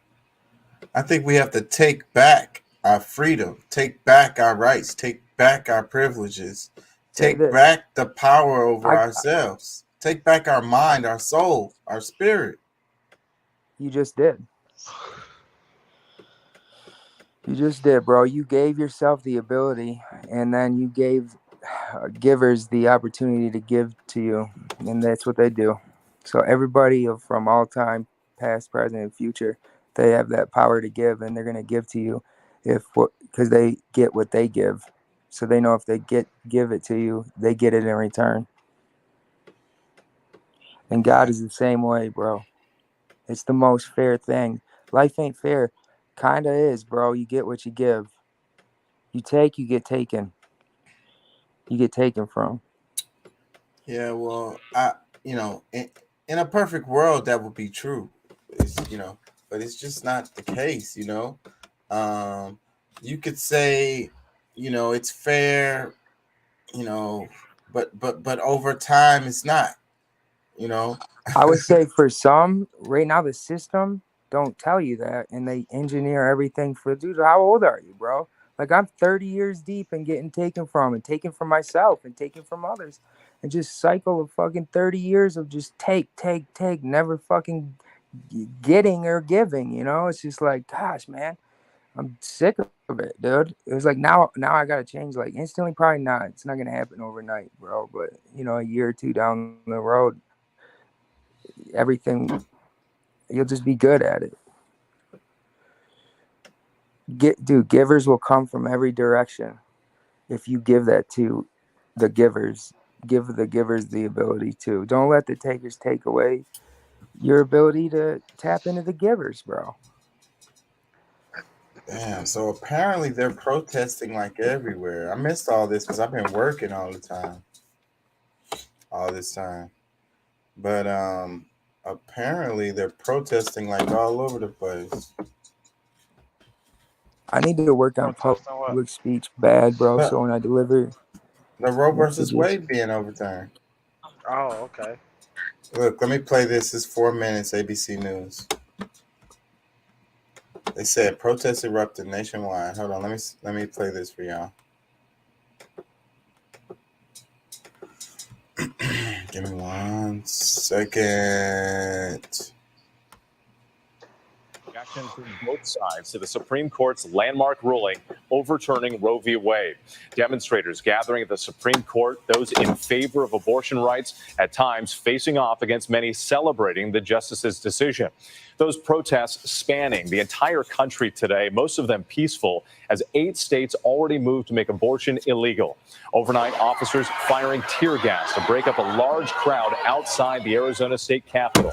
And in Iowa, police launching an investigation after a truck hit protesters at an abortion rights rally in Cedar Rapids. 1 person taken to the hospital. Many now looking to the court after the conservative justices ended constitutional protections for abortion. And Justice Clarence Thomas, in his concurring opinion, suggested the court might now rethink precedents set by other landmark rulings on gay marriage and contraception. Those words helping to fuel some of those taking to the streets today. We have team coverage tonight, and ABC's congressional correspondent Rachel Scott leads us off from the Supreme Court. Tonight, the Supreme Court's decision sending shockwaves across the nation. From coast to coast, thousands protesting the end of the constitutional right to an abortion. In Los Angeles, demonstrators flooding the freeway. Overnight, a truck driver plowing through a crowd in Cedar Rapids, Iowa. Police now investigating. In Arizona at the state capitol, officers firing tear gas at protesters. And in Providence, Rhode Island, a police officer, a Republican running for state office, has now been charged with simple assault after he was seen allegedly punching his political opponent at a protest. But outside the Supreme Court, cheers and relief for those against abortion rights. I honestly cried tears of joy. It's been something that we have been waiting for so long, and now finally for the lives of so many of the unborn to finally be protected and recognize that we do have the right to life. It was really moving for me. President Biden warned of the dire consequences, insisting the ruling puts reproductive health at risk. Do you think the Supreme Court is broken, in your view? I think the Supreme Court has made some terrible decisions. The landmark decision backed by the conservative majority, stripping away the right to an abortion after nearly 50 years. Justice Samuel Alito writing, Roe was egregiously wrong and deeply damaging. Roe was on a collision course with the Constitution from the day it was decided. And joining Alito were Justices Clarence Thomas, Neil Gorsuch, Brett Kavanaugh, and Amy Coney Barrett, 3 of them Trump appointees. Republican Senator Susan Collins was critical to putting Kavanaugh and Gorsuch on the bench, saying this about Kavanaugh at the time.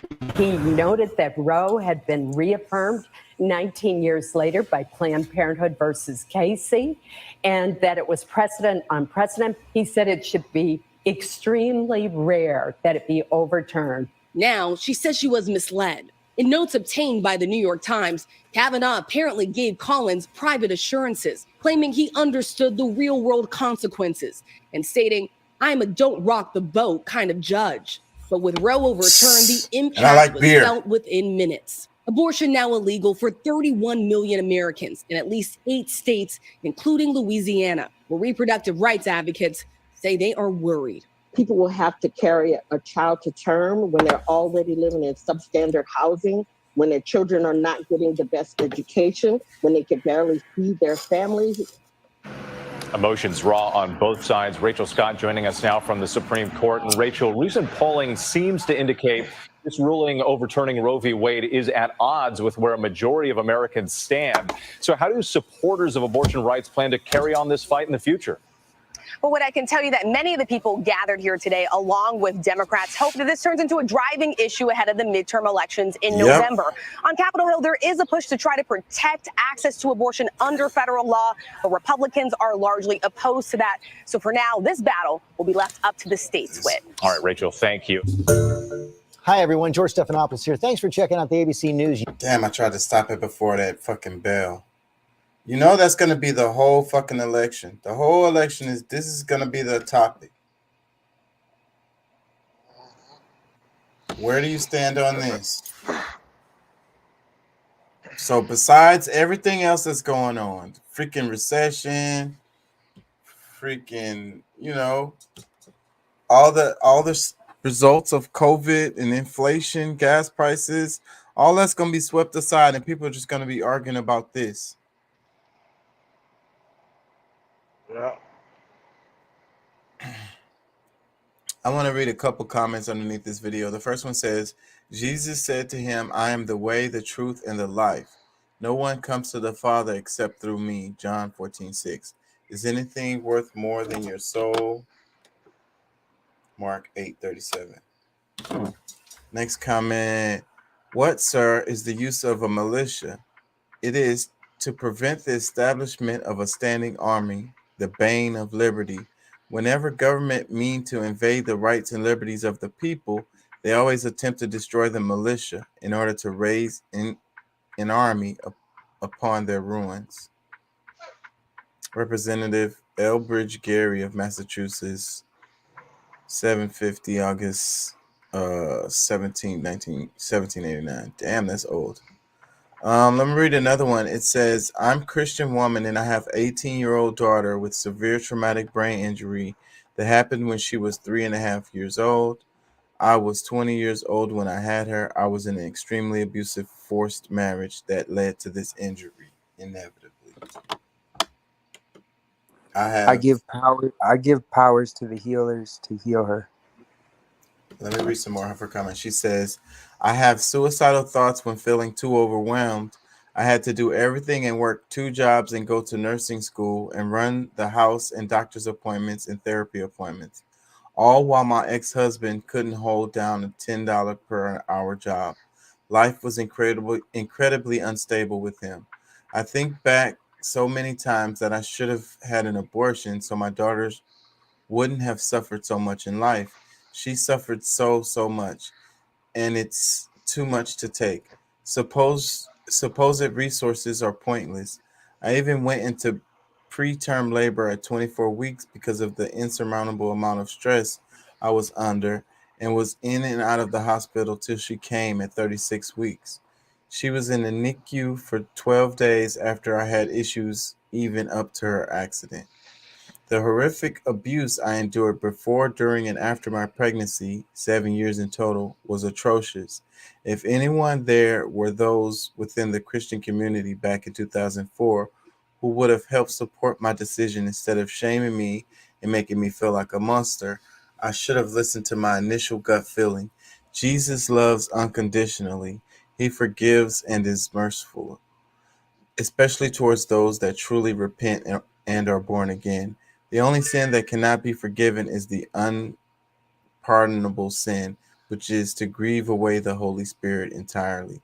Unless you've walked in my shoes, don't cast the first stone. Wow, that's a freaking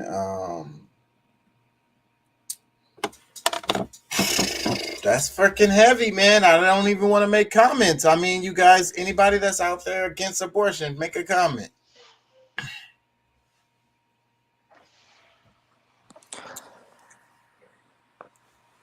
I don't fault anyone. I don't fault anyone that had an abortion. And I think that baby that was aborted has been given its perfect body and its guardian, and it's waiting for its mother, and it will be the best thing when they reunite. But that is forgiveness.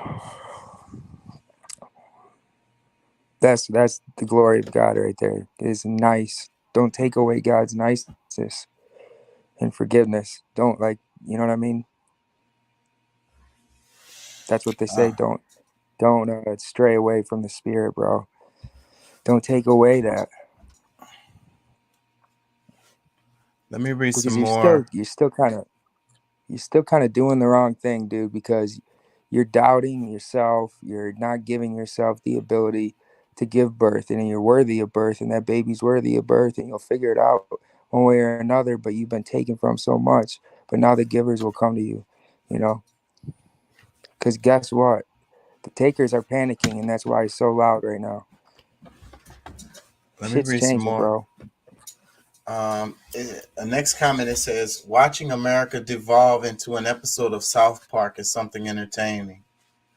Man, I don't know if it's entertaining, but South Park is very entertaining. But if South Park was in real life, it wouldn't be very entertaining. Come on. Let me read some more. It says, when can we start grabbing free shoes asking for a friend? I don't get that. Oh, because of rioting or whatever for like looting? That's stupid.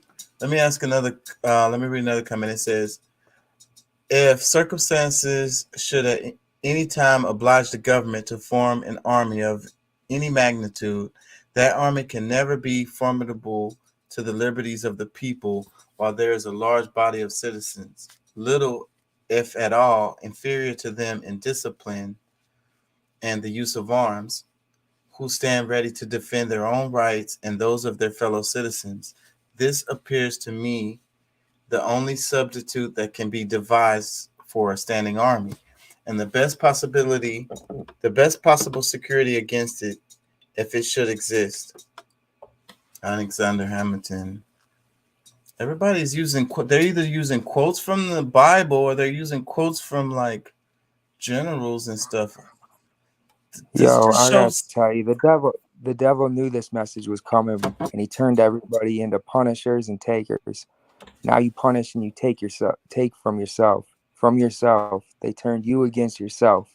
Give and receive. You are now the receiver. You are now the giver, and now you will receive. You will no longer punish. You will no longer take. That's it. If that works, and now you bro, receive eternal life, bro. If that you works, give yourself eternal life. Let me read some more. It says, there's no way people are going to find a middle ground after Roe versus Wade got overturned. America was divided for a number of reasons. This decision has made our country even more separated. God help us all. Let me read some more. It says, yep, it's happening. Another comment, it says, this is so sad since me and my boyfriend are having trouble getting pregnant because he doesn't know what the best foods are to eat. So he has the right poop to grow our baby in. I don't get it. Next comment, it says, I must say that any woman who voted for Trump had this coming. Oh, man. Come on, bro. Like, how is that going to help anybody making comments like that? Let me read another one. It says, are we at last brought to such humiliating and debasing degradation that we cannot be trusted with arms for our own defense? Where is the difference between having our arms in possession and under our direction and having them under the management of Congress? If our defense be the real object of having those arms, in whose hands can they be trusted with more propriety or equal safety to us as in our own hands? That sounds like another quote. Is this the same people I'm reading? The freak.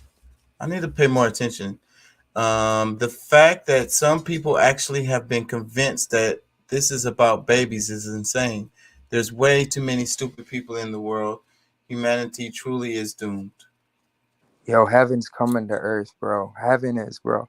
You're going to be made in your physical form, in your perfect physical form that's indestructible. And you can't, no weapon will ever work. So if you want to use a weapon and you want to feel the thrill of war, you walk through this door and it's like a virtual reality, though. But you kind of co-create it. And then you get to be fucking James Bond, bro, with that weapon. There, problem solved. Man, look how heavy everybody's talking.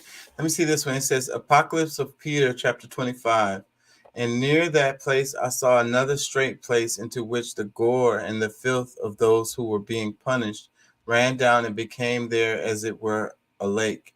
And there sat women having the gore up to their necks, and over against them sat many children who were born to them out of due time, crying and there came forth from them sparks of fire and smote the women in the eyes.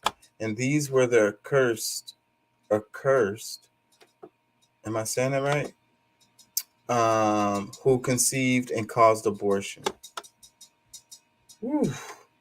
I gave my voice to the giver, bro, and he's giving you what you need, bro. Listen. Brennan, I wake up and I'm just like, what the fuck did I say all day? But then I reread it and I rethink about it and I give my voice back to the giver because I need to spread this message. And then the spirit comes down and gives all, and it's fixing it right now, bro. You're fine. You're fine. Everything's going to be fucking fine, bro. Another comment, it says, after holding up I love JD and refusing Amber to talk about the abuse, now these same women are out demanding rights for their daughters. Just confusing. I'm going to tell you about apocalypses. Every time the Punisher tries to do an apocalypse, he gets sent to a parallel. And he gets his apocalypse, but no one else gets to go there. No, it just looks like everyone else is there. No one else ever experiences it other than the Punisher that wants it. And you know what? He gets to enjoy it by himself. Let me read another comment. It says, who is responsible to feed and educate the newborn for their entire life?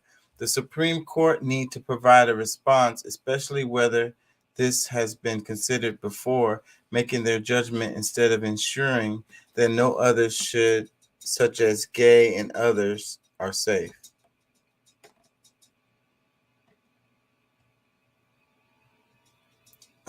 What did everyone think was going to happen? Everyone will join hands and sing Kumbaya.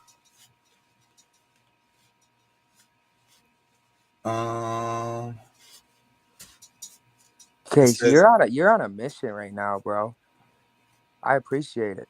You're bringing light to everything that should be brought light to. You know what I mean? You're fighting for the right things. But how can we give to that without taking? That's why I say we have to take the ones that are the reason why we're in the position is because we keep allowing them to take everything from us. We got to take it back. They're not going to allow us to it. They're not going to give it to us. We have to take it. Let me read this. It says, for the third straight year, the Republican-led state of Kentucky has the highest child abuse rate in the nation. The Republican-led state of Indiana has the highest death rate as a result of child abuse. 8 out of the top 11 states with the highest divorce rate are the Republican-led states of Arkansas, Oklahoma, Kentucky, Wyoming, Utah, Kansas, Alabama, and Missouri.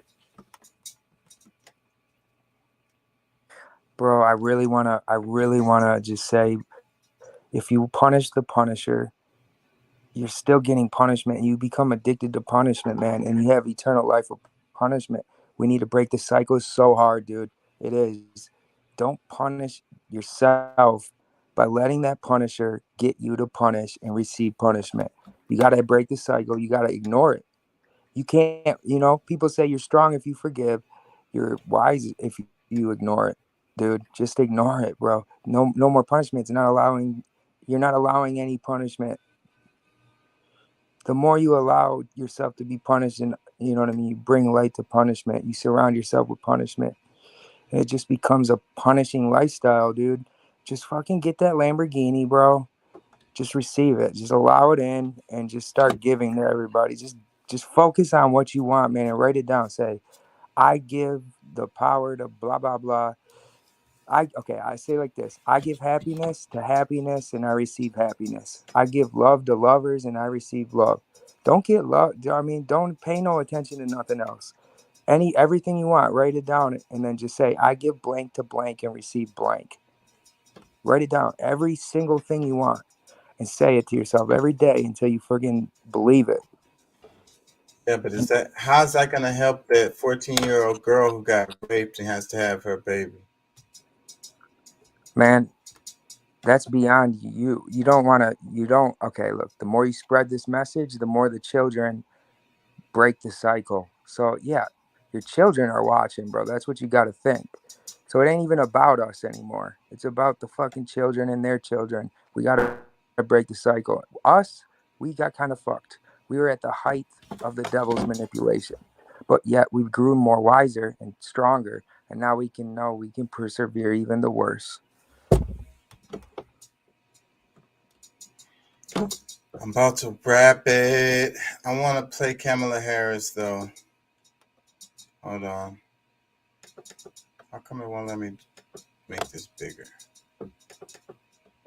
Yo, if anybody tries to take me and take this message away, which I'm not going to allow them to, just know that it's just going to be fine. Everything's going to be fine, bro. This message right now, it's going to enter you, and it's going to enter everybody around you, because you're going to fucking love it, and you're going to start receiving, you start getting here and be like, oh my gosh, finally. You know what I mean? And then you're going to teach people this, and then they're going to get and receive. And it's going to spread like a wildfire, dude. And there's Well, no I'm going to tell you what's spreading like wildfire. Fucking ignorance, hate, fascism, not anymore. Religious dogma. Let me play this. This Not opinion also says, when you read it, that abortion is not deeply rooted in our nation's history. They offer that in the opinion as a foundation for the decision they rendered today.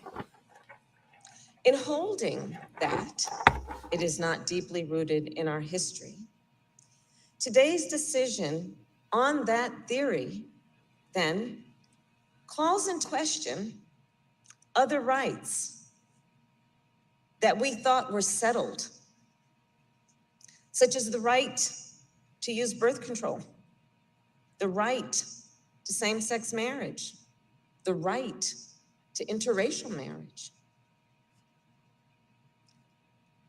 The great aspiration of our nation has been to expand freedom.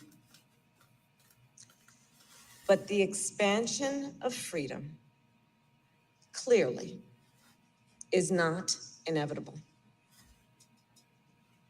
It is not something that just happens. Not unless we defend our most fundamental principles. Yeah, man. I say, what are they coming for next, bro? All these people out here who's saying, it doesn't affect me, I don't care about it. That's cool. But what's the next thing coming, bro? What's next? You next. I'll never be taken, bro. I'll jump into the parallel, bro. I'll duplicate, and I'll leave them behind, man. Listen, so are you. You can't be fucked with now, bro. You have the almighty power now, bro. You've been reborn now. Yeah. Enjoy it, bro. Enjoy it. You there, Juice? Why would you take if you've been handed everything you need? That's like that's like having a whole playroom as a kid, and then like walking into your sibling's room and taking the same toy Yeah, I'm you here, already bro. have. It's like taking the same toy you already have. I'm here, bro. All right. What? How much longer you gonna be driving? Shit, I'm done. I'm over here at the delivery. Yeah, I'm done driving.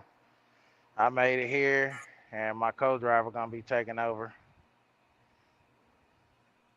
All right, Can you hear me? You know what? I might be slain. I might be slain like the lamb, but I've already given the message to the right people, dude.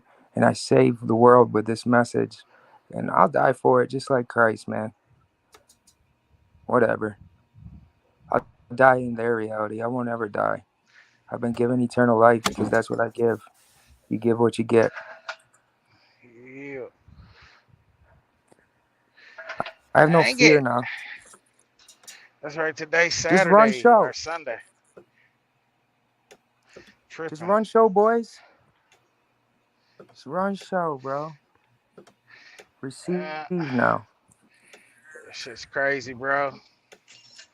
I don't know. I'm going to sit on that message. I'm not going to do much talking about that now. I'm just going to let the ripple happen. I'm just going to talk about what you guys are talking about. I've been kind of selfish with the message, but it had to be delivered.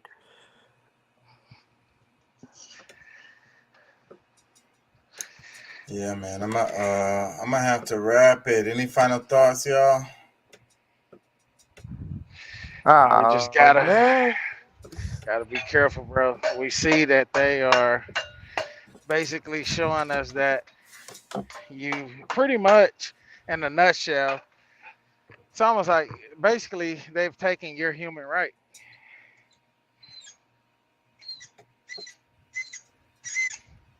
Yeah. So I mean, They're being taken from right now. I'm taking their soul right now from them. I'm gonna hold it up. I'm gonna say, "You want this back? You want this back? Then it's give people sad their though, souls bro. back. Give people their souls. Give back everything you ever took now, or else you don't get it back. And then if they don't give it back, I'll take it back and give it back. And so will you, the Spirit, the Holy Spirit. Run it. Fuck yeah, run it, bro. What you were They saying, just Deuce? Focus on wealth. Nah, I'll just comment on what he's saying. You know, I mean that's, you know, you got to believe something, you know. But these people that you're talking about, bro, they believe they are God. So They've been given life. They've been given life. They've been given life. They know that. They took because they could. They can't anymore. The givers here, the givers of all time, they far outweigh the takers. They're fucked. They have no choice but to surrender and start giving. And guess what? They have everything they fucking wanted. So they don't need to take anymore. Just chill the fuck out in your fucking palace, motherfucker. Okay? Stop taking and chill the fuck out.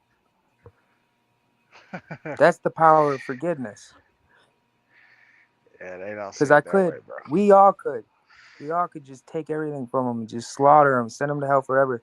But you know what? You get what you give. I ain't fucking giving that. You know what I mean?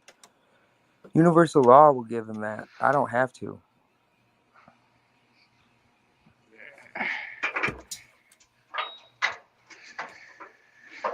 They don't care, bro.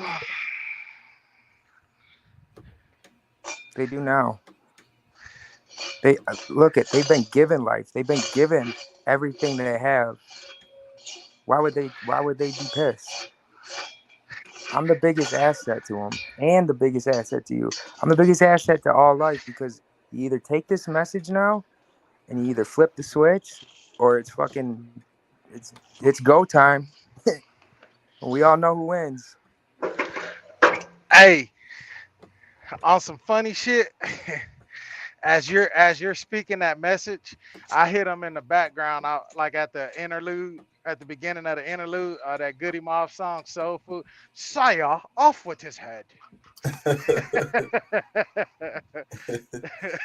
Send for the royal fool. Yeah. People don't dance no more. I know my accent fucked up, but yeah. Send for the royal fool. Read it aloud. Read it aloud now. People don't dance. All they do is this. Off with his head. Damn it, bro. I had to say that, man. That shit was hilarious. Sorry about the background noise, guys. I'm out here working, getting hooked up.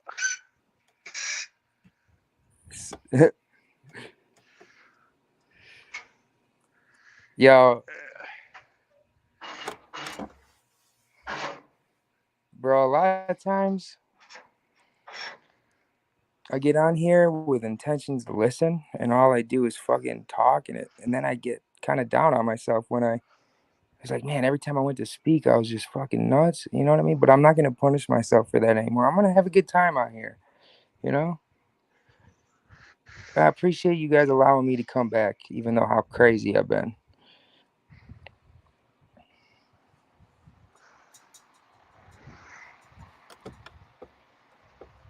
You smooth, Jacko? I see you cheesing. I'm laughing at this skit right here. It's pretty funny. I don't know. I like her skits. I like the way she does it. She takes audio and then she does like a video on top of it with a bobblehead, and she does her little facial expressions and she reenacts the audio. She's pretty good at it. She's been doing it for a while. She got a lot of skits like that. She does other stuff too, but that's the stuff I like that she does.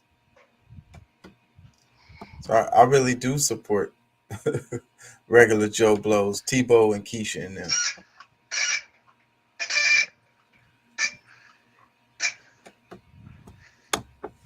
Dude, I need a girlfriend, bro. I'd be so bored thinking about fucking crazy shit, bro. I like be praying to God and the givers and everything else. Going through fucking spiritual wars up here. I'm just up in my room. Like, holy F. I've just been laying in bed the whole time. What? Huh? What?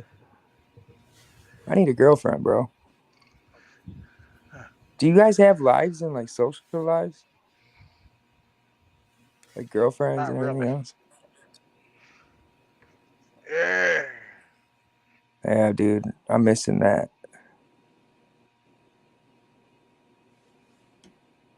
So it's like, see, they're showing the clips of the extreme shit, and it's like making it justifiable, whatever.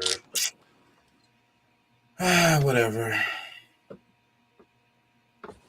Dude, I do miss the wild times in Houston, bro. Those were some different times. I was at my peak. Oh, y'all couldn't even see this shit I was looking at. That's why the fuck I looked retarded. I definitely need to end this shit. Peace and love, y'all. Thank y'all for joining. We'll be back next week. I don't know what I'm going to talk about. I ain't going to lie. I'm going to work on it and figure it out. It straight up looked like there's like a ghost behind you. That's my green screen phasing out. Yeah, y'all. Peace and love. Thank y'all for joining. Thank y'all for being here. Thank y'all for commenting. Thank y'all for listening. I hope y'all learned something. Go out there and make a change, man. Whichever side you're on.